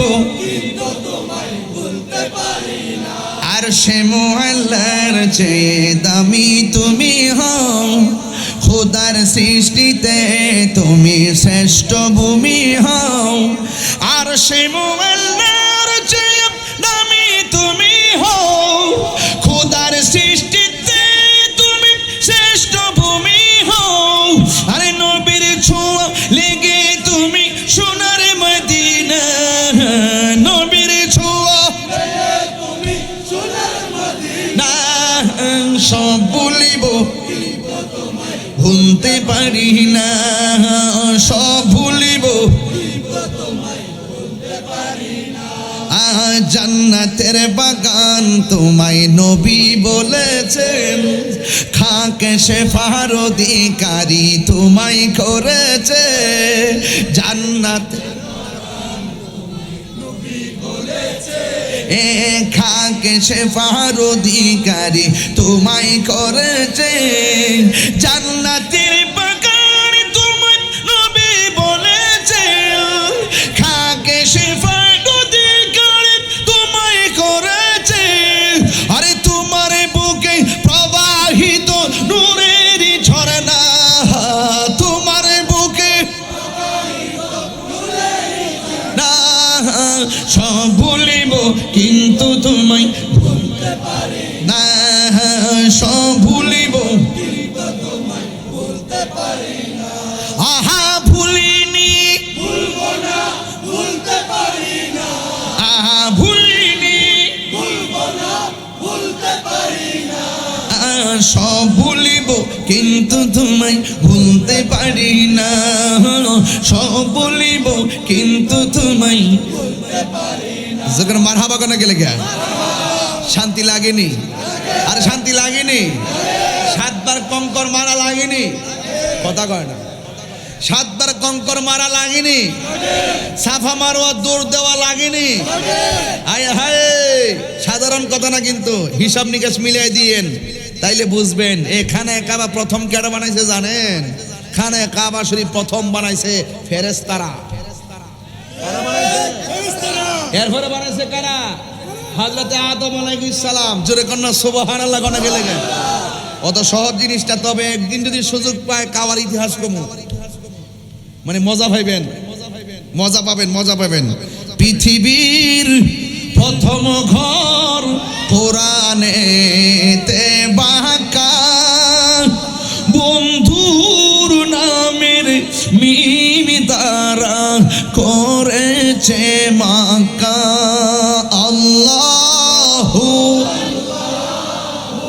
আল্লাহু আল্লাহ আল্লাহু আল্লাহু লা ইলাহা ইল্লাল্লাহ। লক্ষ লক্ষ হাজি এখনো মদিনা মক্কা আছে না নাই? আল্লাহ যেন ওই হাজিদের সঙ্গে আমাদেরকে কবুল করে। আরো বড় করে বলেন আমিন। সন্তান কয়বার পাথর মারছে, আমার মা কয় মুন্ডা চাই হের কফালটা শয়তানের কফালটা জুতা দিয়া দিতাম রে বুত। আমি কেউ মাইটা হাত্তর তো বিধান, হাত্তরটাই মার, দৌড় দিয়া দিয়া দিয়া পারে। চোখটা বন্ধ কইরা শয়তানের কফালটার ভিতরে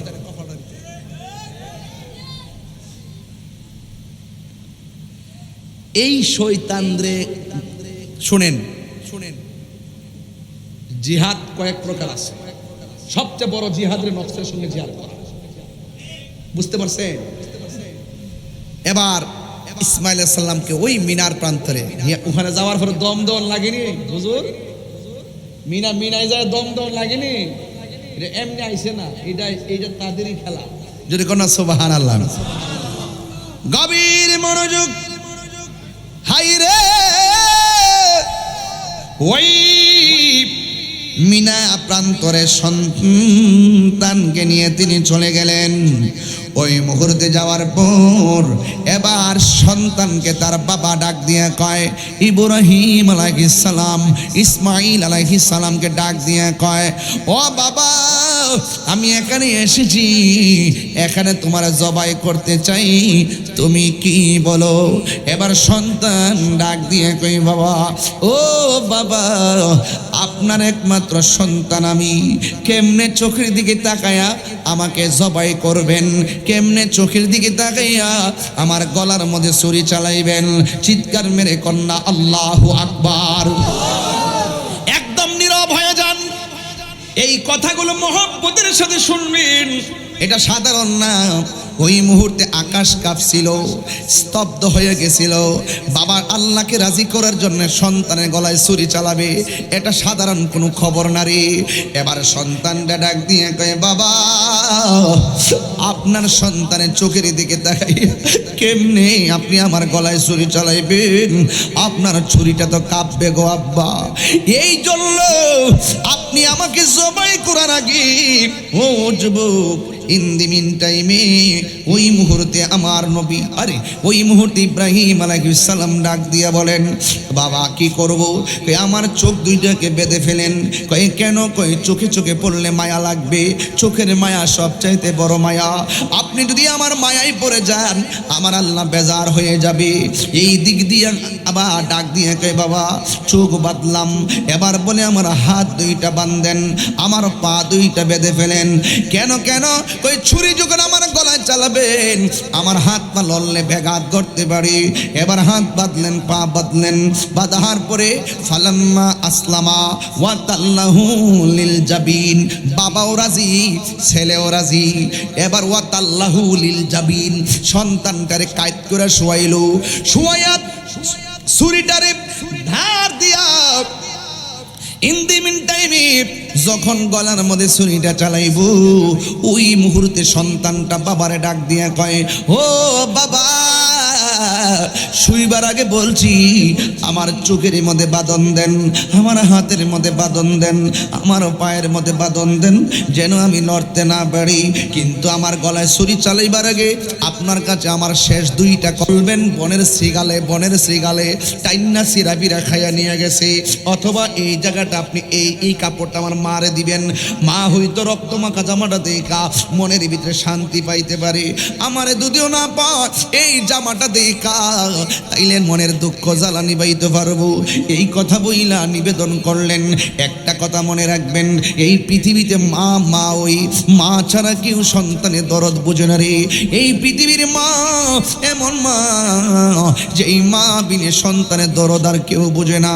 ও বন্ধুগণ, ইদিমিন টাইমে বলে দিয়ে যায়, আমি তাহিরি শুধুমাত্র বলে দিয়ে যায়, মা বাবার মনে কখনো কষ্ট দিও না, মা বাবার মনে কখনো দুঃখ দিও না। মা সন্তানটারে বিদায় দিছে, কিন্তু মনে মনে আল্লাহর কাছে কত কথা জানে কইছি রে, মার মন তো মানে না। এই জন্য আমি অনুরোধ করে বলে দিয়ে যায়, মা হইল গড়ে, বাবা হইল মিনার প্রান্তরে, ছুরিটা দাঁড় করতেছে। এবার সন্তান কয়ে, বাবা গো 2 নম্বর কথা কোনটা জাননি? কয়ে কোনটা রে বাবা? কয় 2 নম্বর কথা হলো আপনি আমার জবাই করবেন। আমি শুইবার আগে বলছিলাম হাতে বাঁধন দেওয়ার জন্য, শোয়ার আগে বলছিলাম পায়ে বাঁধন দেওয়ার জন্যে, শোয়ার আগে বলছিলাম চোখে বাঁধন দেওয়ার জন্যে।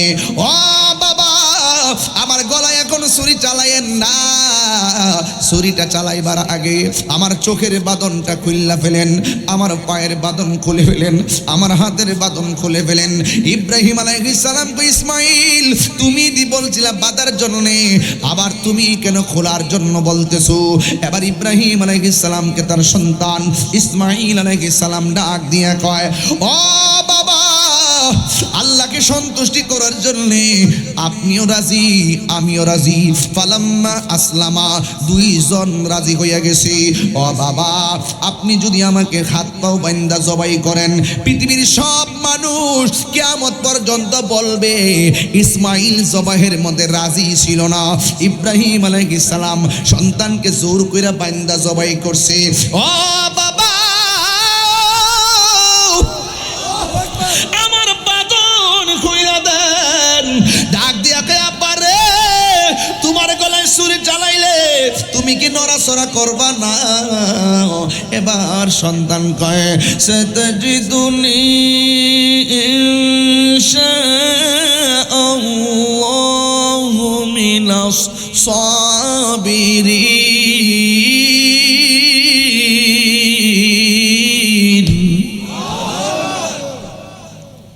ও বাবা, আপনি আমাকে ধৈর্যশীলদের অন্তর্ভুক্ত পাবেন।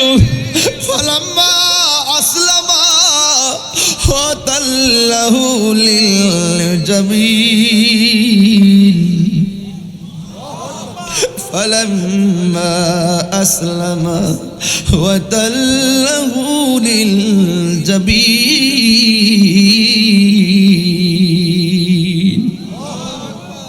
ফালাম্মা আসলামা ওয়া তাল্লাহু লিল জাবিন।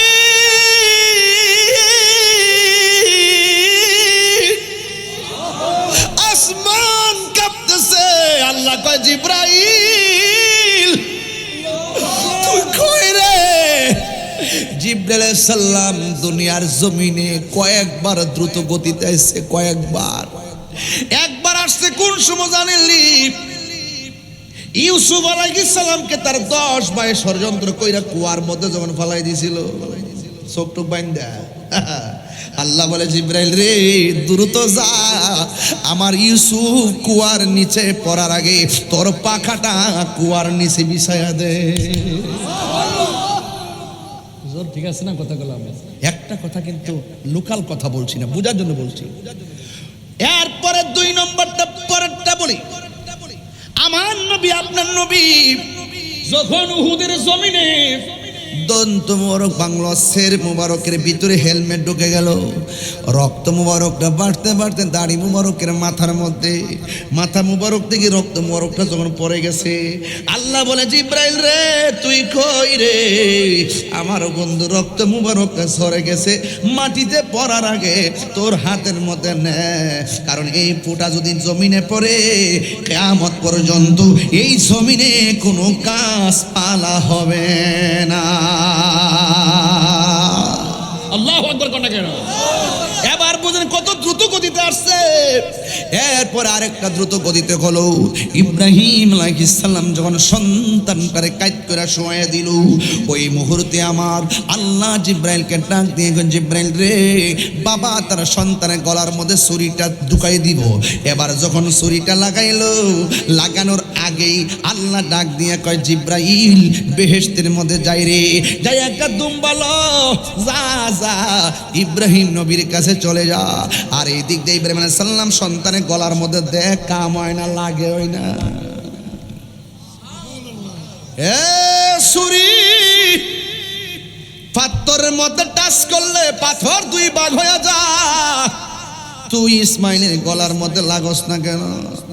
আপনি আমারে কইতাছেন লাগবার লাগাই একবার, আর উপর থেকে আমারে কয় খবরদার বন্ধুর গলায় লাগা যাবে না। তিনবার করে আল্লাহু আকবার।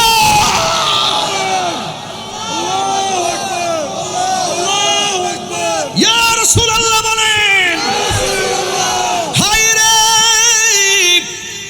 ওই ইব্রাহিম আলাইহিস সালাম উপর থেকে নামতেছে, আল্লাহু আকবার, আল্লাহু আকবার, সুবহানাল্লাহ কোন কি লাগে? ইব্রাহিম আলাইহিস সালাম শূন্য কয় লা ইলাহা ইল্লাল্লাহু আল্লাহু আকবার। জিব্রাইল আলাইহিস সালাম দুম্বালে আইতেছে, আল্লাহু আকবার, আল্লাহু আকবার, আর ইব্রাহিম নবী শূন্য কয় লা ইলাহা ইল্লাল্লাহু আল্লাহু আকবার। আর সন্তানটা ছুরির নিচে পড়ে কয় আল্লাহু আকবার, আল্লাহু আকবার, ওয়ালিল্লাহিল হামদ। এই যে তিনটা মুখে তিনটা কালাম, এটাই হলো কোরবানির আগে রে। আমরা 3 দিন এই যে তার আইয়ামে তাশরিক, আমরা এই তাসবিহগুলো পড়তে হয়, ঈদগার ময়দানে পড়া লাগে, যাওয়ার সময় পড়তে হয়। প্রতি ফরজ নামাজের পর পুরুষের জোরে জোরে পড়বে, মহিলারা আস্তে আস্তে পড়বে রে বাবা, সুবহানাল্লাহ করে রে। এই আওয়াজে মানি না, জোরে কোন না মারহাবা, এই আওয়াজে মানি না, জোরে কোন আল্লাহু আকবার। ইব্রাহিম নবীর কাছে যখন দুম্বালে আইতেছে, এই ফাঁক দিয়ে আমার আল্লাহ ডাক দিয়ে কয়, ওয়ানাদাইনাহু আইয়া ইব্রাহিম قد صدقت الرؤيا إنا كذلك نجزي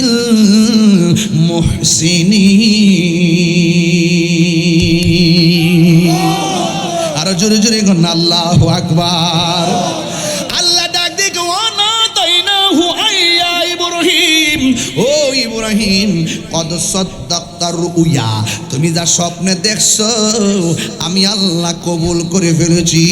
ইন্না কাযালিকা নাজজিল মুহসিনিন, এইভাবে আমি আল্লাহ আমার মুহসিন বান্দাদেরকে, প্রেমিক বান্দাদেরকে প্রতিদান দিয়ে থাকি।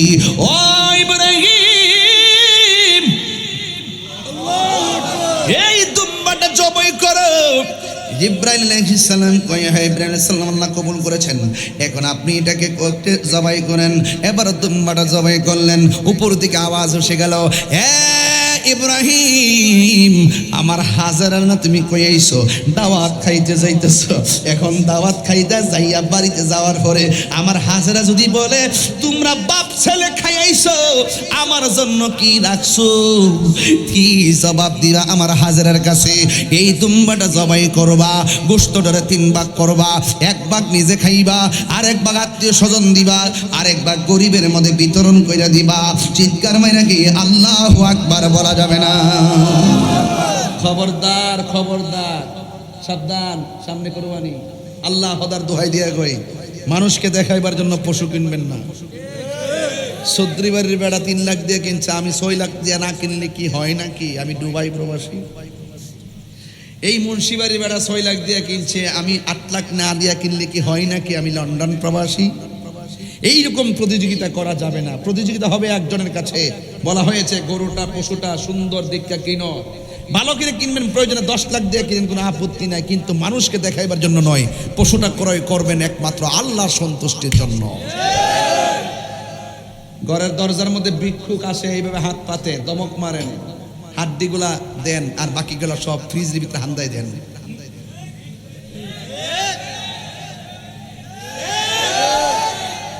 মানে একদম জবাই করার পর ওই রানটা দিয়া দেয়ার কলিজাড়ি খুললা দেখে তাক রাইন দিলাও 11টার সময় খাইয়া রাস্তা দিয়ে হাঁটে আর খিলাল করে কতটা খাইছস না আমি খাইয়া বইলা লাইছি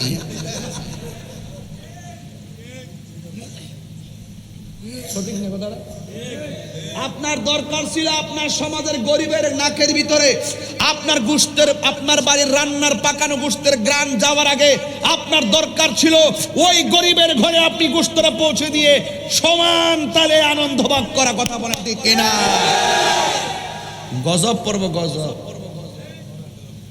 সাবধান আল্লাহর ওয়াস্তে বলে দিয়ে যায় কোনো বৈষম্য করা যাবে হুকুম কার রাসূল বলতেছেন কুরবানির পশুর গায়ের মধ্যে যতটা পশম থাকে সেই পরিমাণ নেকি আল্লাহ পাক কুরবানি দেনওয়ালাকে দান করবে সুবহানাল্লাহ এখন প্রশ্ন হলো হুজুর সুদ করুন লোকে কুরবানি করন যাইবনি সুদখোর মহাজন সুদখোর সুদখোর গত 2.5 বছর কোনো মৌলবী ডরে ও সুদের ওয়াজ করছে না একমাত্র তাহিরি সারা আমেরিকাতে কেডা মইরা জায়গা হে বেড়ার মৃত্যুবার্ষিকীর সুখ বার্তা জানায় আর আমার হামে 400 বাচ্চা মরে গেছে হসপিটালে দেখবার লাগো কেউ জানা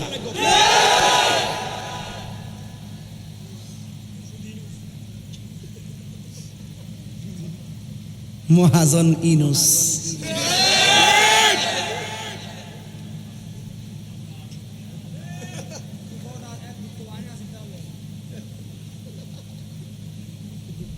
আমার জীবনে বহুত মানুষ দেখছি অভিনয় সেরা রে কান্দার বান করে চোখে পানি পড়ে না এমন কথা কো আমার ছাত্ররা ব্রেন্ডারে ওয়াশ করায়া দেশটারে 52 হাত তলে নিয়ে বইছে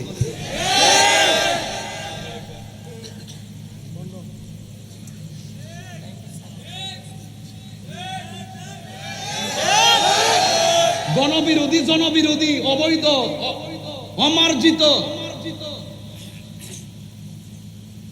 চুক্তি কইরা দেশটারে 12টা বাজাইতেছে এ আবার চুরি করছে চুরি কইরা নির্বাচনে 3 দিন আগে ও আমেরিকার সাথে শুকরের মাংস এখন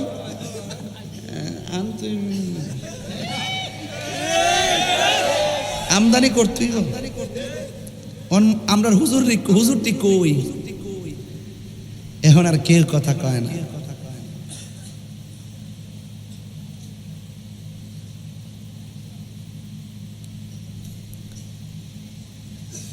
শুকর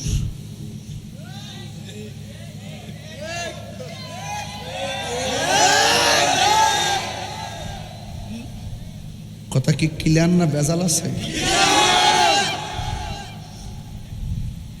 এই এই এই বেটা এই কই যাস এই ওই সুদকুর এই বেটা খাসনি আসনি না খা না খানে সুন্নির আবার সুদ খায় না কথা কোন ঠিক না বেঠিক সুদ কি হালাল না হারাম আর ওরা হালাল না হারাম সুদখোরের লগে কুরবানি দিলে কুরবানি হইব যে ব্যক্তি জানে যে লোকটা সুদ খা তার সাথে কুরবানি দিলে কুরবানি হবে ইজা ইজতিমাল হালাল ওয়াল হারাম গালাবাল হারাম হালাল হারাম কখনো এক হতে পারে না পরিষ্কার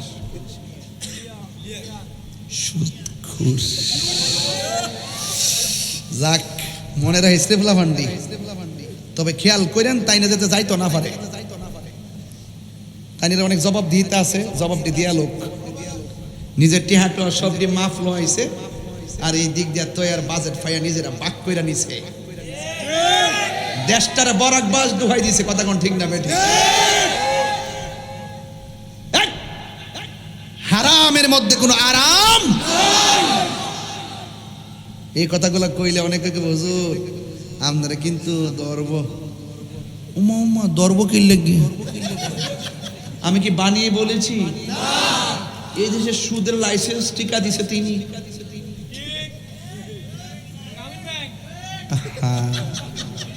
আর আমার পটিয়ার ইসলামী ব্যাংকের আমার পোলা পান্ডিরে অযথা ষড়যন্ত্র কইরা তাদেরকে চাকরি থেকে বের করে দিয়েছে। কথা বলেন।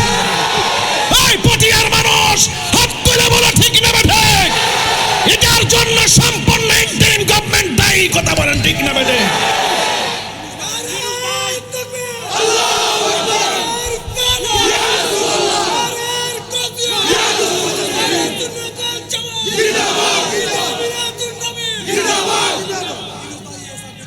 আমার ফুলাফান্ডিরে চাকরি ফিরিয়ে দিতে হবে ইনশাআল্লাহ। আমি আবারও বলে রাখছি, এই সমস্ত খণ্ড খণ্ড কষ্ট যখন মানুষের পেটে যখন কষ্ট দেওয়া হয়, মানুষের উপর যখন বেইনসাফি করা হয়, মানুষের বুকে যখন লাথি দেওয়া হয়, অন্যায়ভাবে কারোর উপর যদি অবিচার করা হয়, এই অভিশাপ আপনাদের লাগবে। কথা বলেন ঠিক না বেঠে?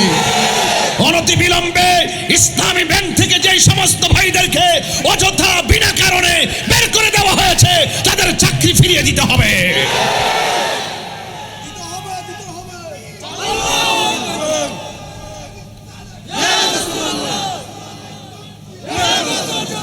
যাক, আর বেশি বললাম না, তবে কথা একটা বইলা যায়। স্টেজে উঠছি, 2 ঘন্টার উপরে বসছি এখানে, প্রায় 2.5 ঘন্টা। কিরে কত? আরে মাত্র 1 ঘন্টা হয়েছে। তাহলে আমি যে হুজুর সময় যে বইয়ের সিটিকে আমার সময় না। আমি বলছি স্টেজে উঠছি, আমি বয়ান করছি কইছি না তো। আমি যে বসেছি হুজুরের পাশে আমি 35 মিনিট বসছি, তো এটা তো আমার সময়ের অন্তর্ভুক্ত। যে মারহাবা জোরে কর। যাই হোক, আমাকে অনেক দূরে যেতে হবে। আমার পোলাপান্ডি কই? পোলাপান্ডি কই? এ ডাক দিলে পাওয়া যাইবনি? এই মাঠে পাওয়া যাইবনি? ইনশাআল্লাহ পাওয়া যাইব তো? আল্লাহ কবুল করুক, আমিন কোন। সুন্নিদেরকে দেশের হাল ধরতে হবে, সুন্নিদেরকে ধর্মের হাল ধরতে হবে। কথা বলেন ঠিক না বেঠিক? অপশক্তির কবল থেকে দেশকে বাঁচাতে হবে। ইনুস সাহেব তো বাংলাদেশের কেউ না। ওনার একটা মেয়ে দেখছি গান গান, কে গান গান, আমার শরম লাগছে এটা হইন না। নামটা কত সুন্দর, নামটা কত সুন্দর। এখন তার আক্রমণ থেকে বাঁচবার লেগে সব মানুষ দোয়া ইউনুস পড়তেছে।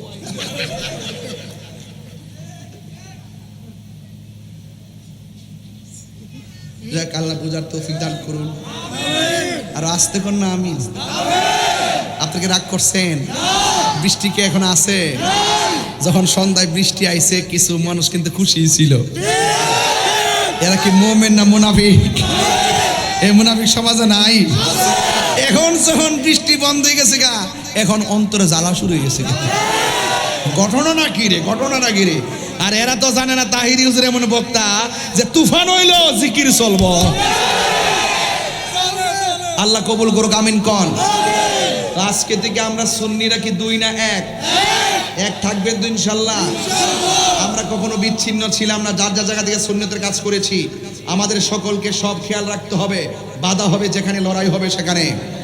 এই বাংলার জমিনে শহীদ ফারুকী রহমতুল্লাহর হত্যাকারী বিচার একদিন হবে ইনশাআল্লাহ।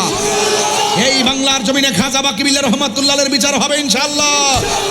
এই বাংলার জমিনে খাজা বাকিবিল্লাহ রহমতুল্লাহকে যারা অন্যায়ভাবে গুম করেছে তাদের বিচার হবে ইনশাআল্লাহ।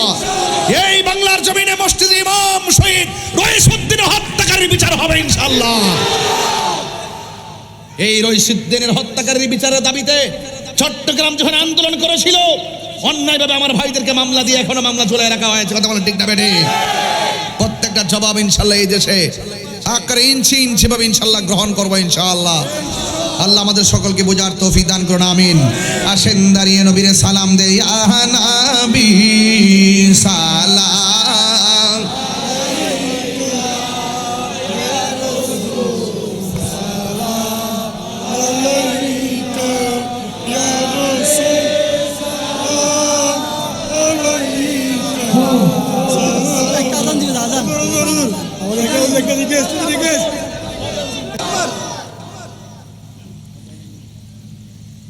أشهد أن لا إله إلا الله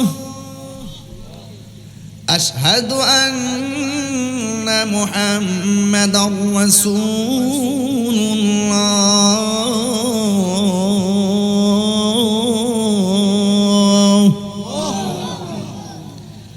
হাইয়া আলাস সালাহ হাইয়া আলাল ফালাহ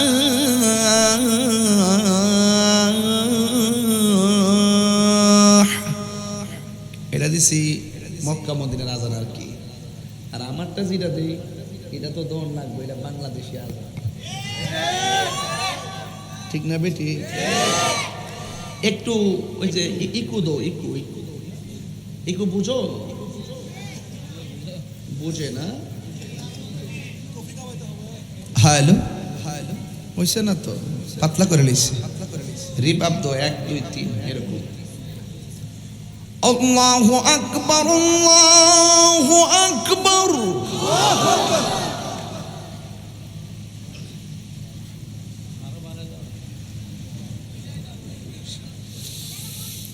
আল্লাহু আকবার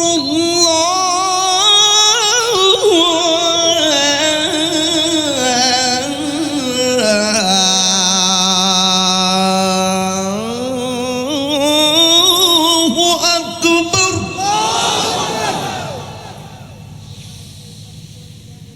আশহাদু আল্লা ইলাহা ইল্লাল্লাহ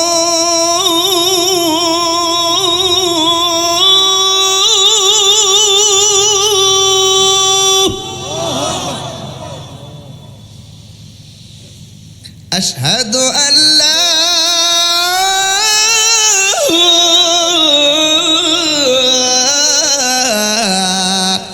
ইলাহা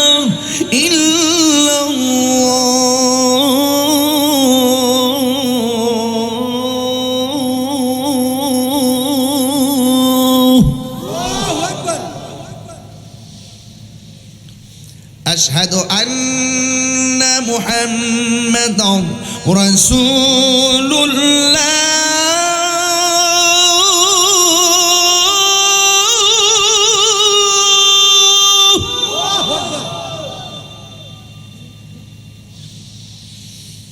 আশহাদু আন্না মুহাম্মাদান রাসূলুল্লাহ।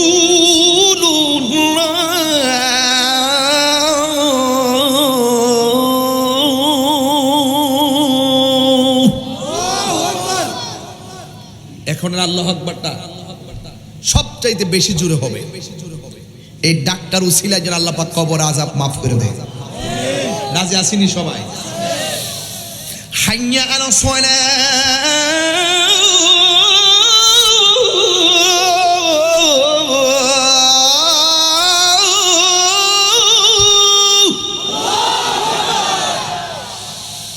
হাইয়া আলাস সালাহ।